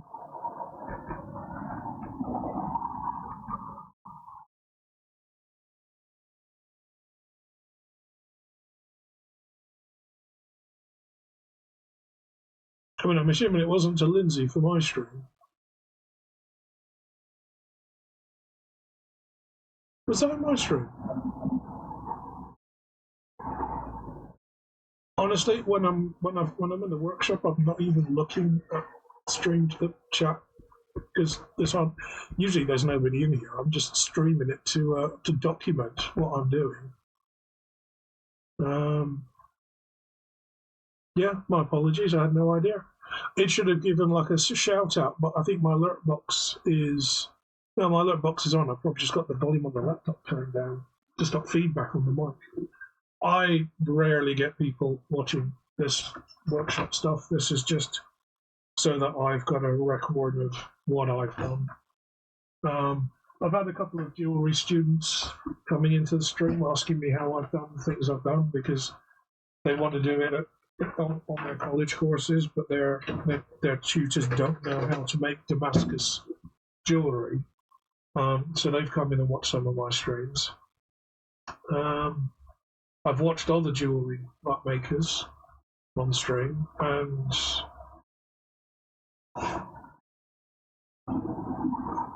I'm trying to watch them to learn so that I can pick up techniques, but we're so few and far between. I think the most common one I found was a French streamer. So all of her stream is in French. So I can see what she's doing. But most of the chit chat isn't about her work. She's just working while doing the whole talking heads thing. And she's just chatting away. So I understand about 20% of what's being said. My French is basic at best. No thanks to Marie, who has tried many times to teach me French, but I just don't have the patience for it, especially not during lockdown. We don't have the time now, but she still teaches me the odd word here and there, just to keep me in practice.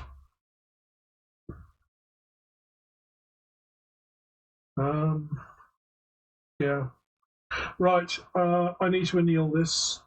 We'll do one more heat cycle, drop it in the acid and leave that overnight, and then I'm going to pick up with this tomorrow. And I'm going to try not to start at 3 in the afternoon like I did today. I'll try and get some more work done tomorrow.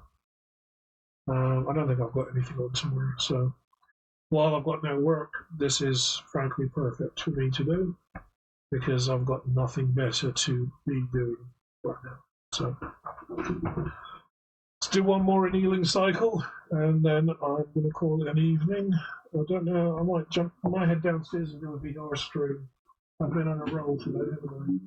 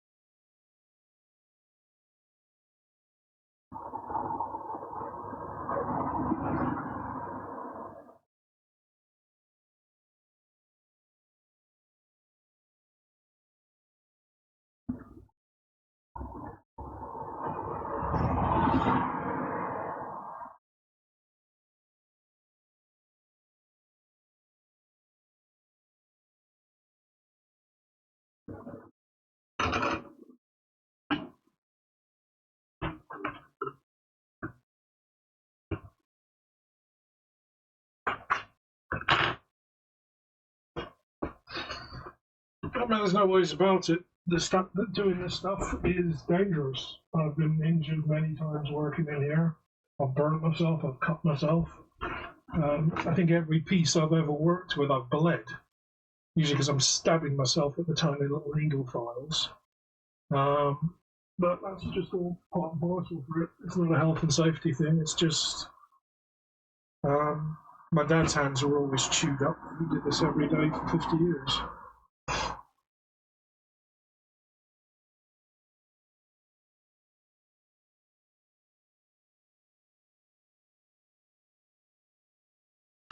Well, give Dawson a slap for me. Tell him I said to hurry up and build the truck. I want to see what it looks like.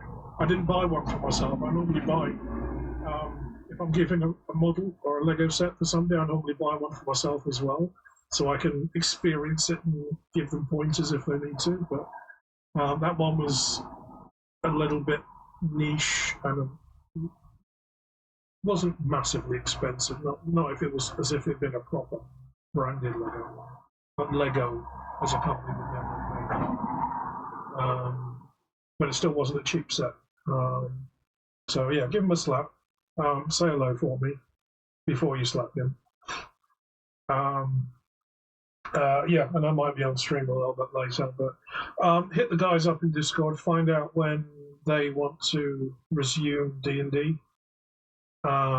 Even if it's mid-August, find out shifts and what have you, and get everybody plenty of notice so they can sort themselves out, because I'm pretty sure people are still going to be on holidays.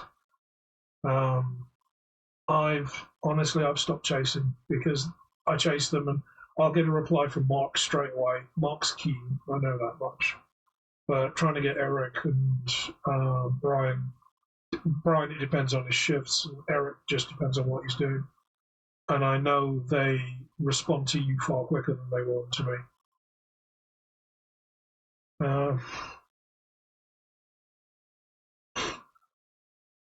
Cool. Okay. Well, you guys have fun, and I might see you again on the next one. But I'll be back in here tomorrow from about lunchtime my time, which is what, 7, 8 o'clock your time. And I'll be cracking on tomorrow. So yeah, give them a slap for us, and I'll see you maybe tomorrow.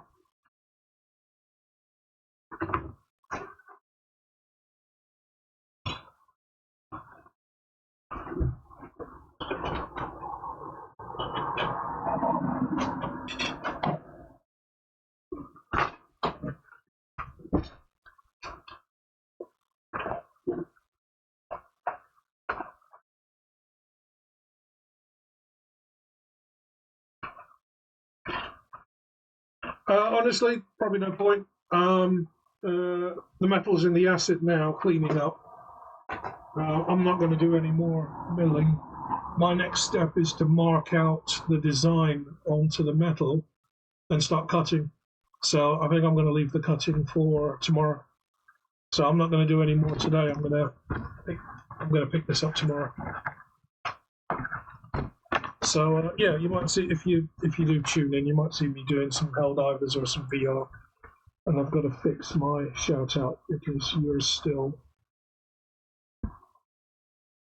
being shouted out in front of my face. Cool. It's good chatting with you, Sam. Yeah, it's good chatting with you again. See you soon, hon. Take care.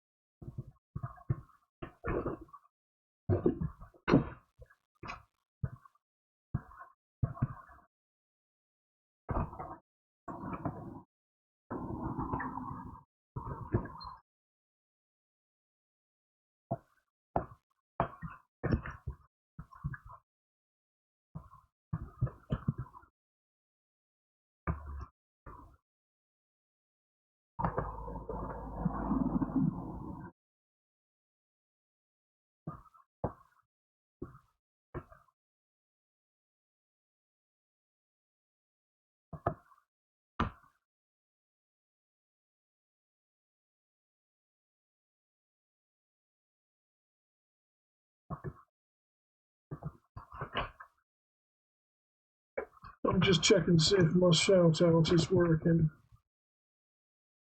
I've just refreshed the code.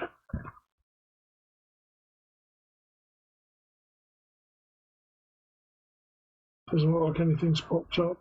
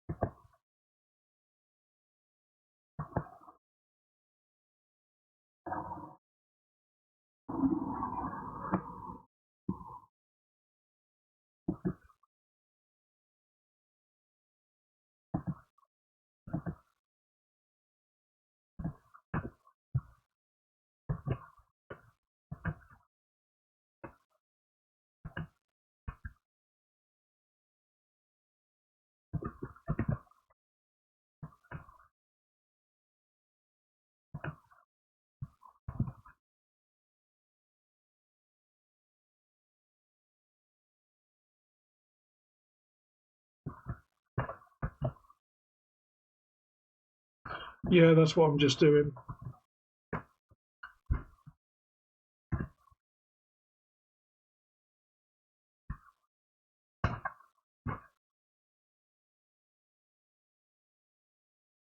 Yeah, it's doing the text bit, but it's not doing the video clip.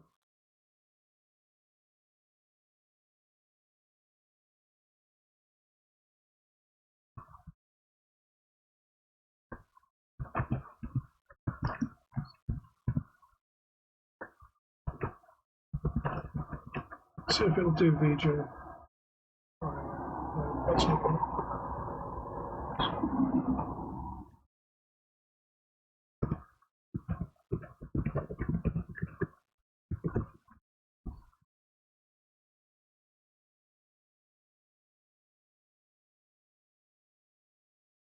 No, it's not working. I probably need to reboot OBS. There's a whole ton of updates pending install. I'll figure this out later. I'll have tomorrow morning to mess around with this. But for now, I'm going to call it there and probably get something to eat. I don't think I've eaten since breakfast, which is good because I'm losing a ton of weight. But I am tired a lot. Right, I'm going to call it there. Sam, thank you for joining. Thanks for being here. It's just nice to chat with you again. I don't think anybody else has been here apart from Lindsay, but if there was anyone else here and I missed out or didn't say hello, I do apologise. And hopefully I'll catch you tomorrow on the next one.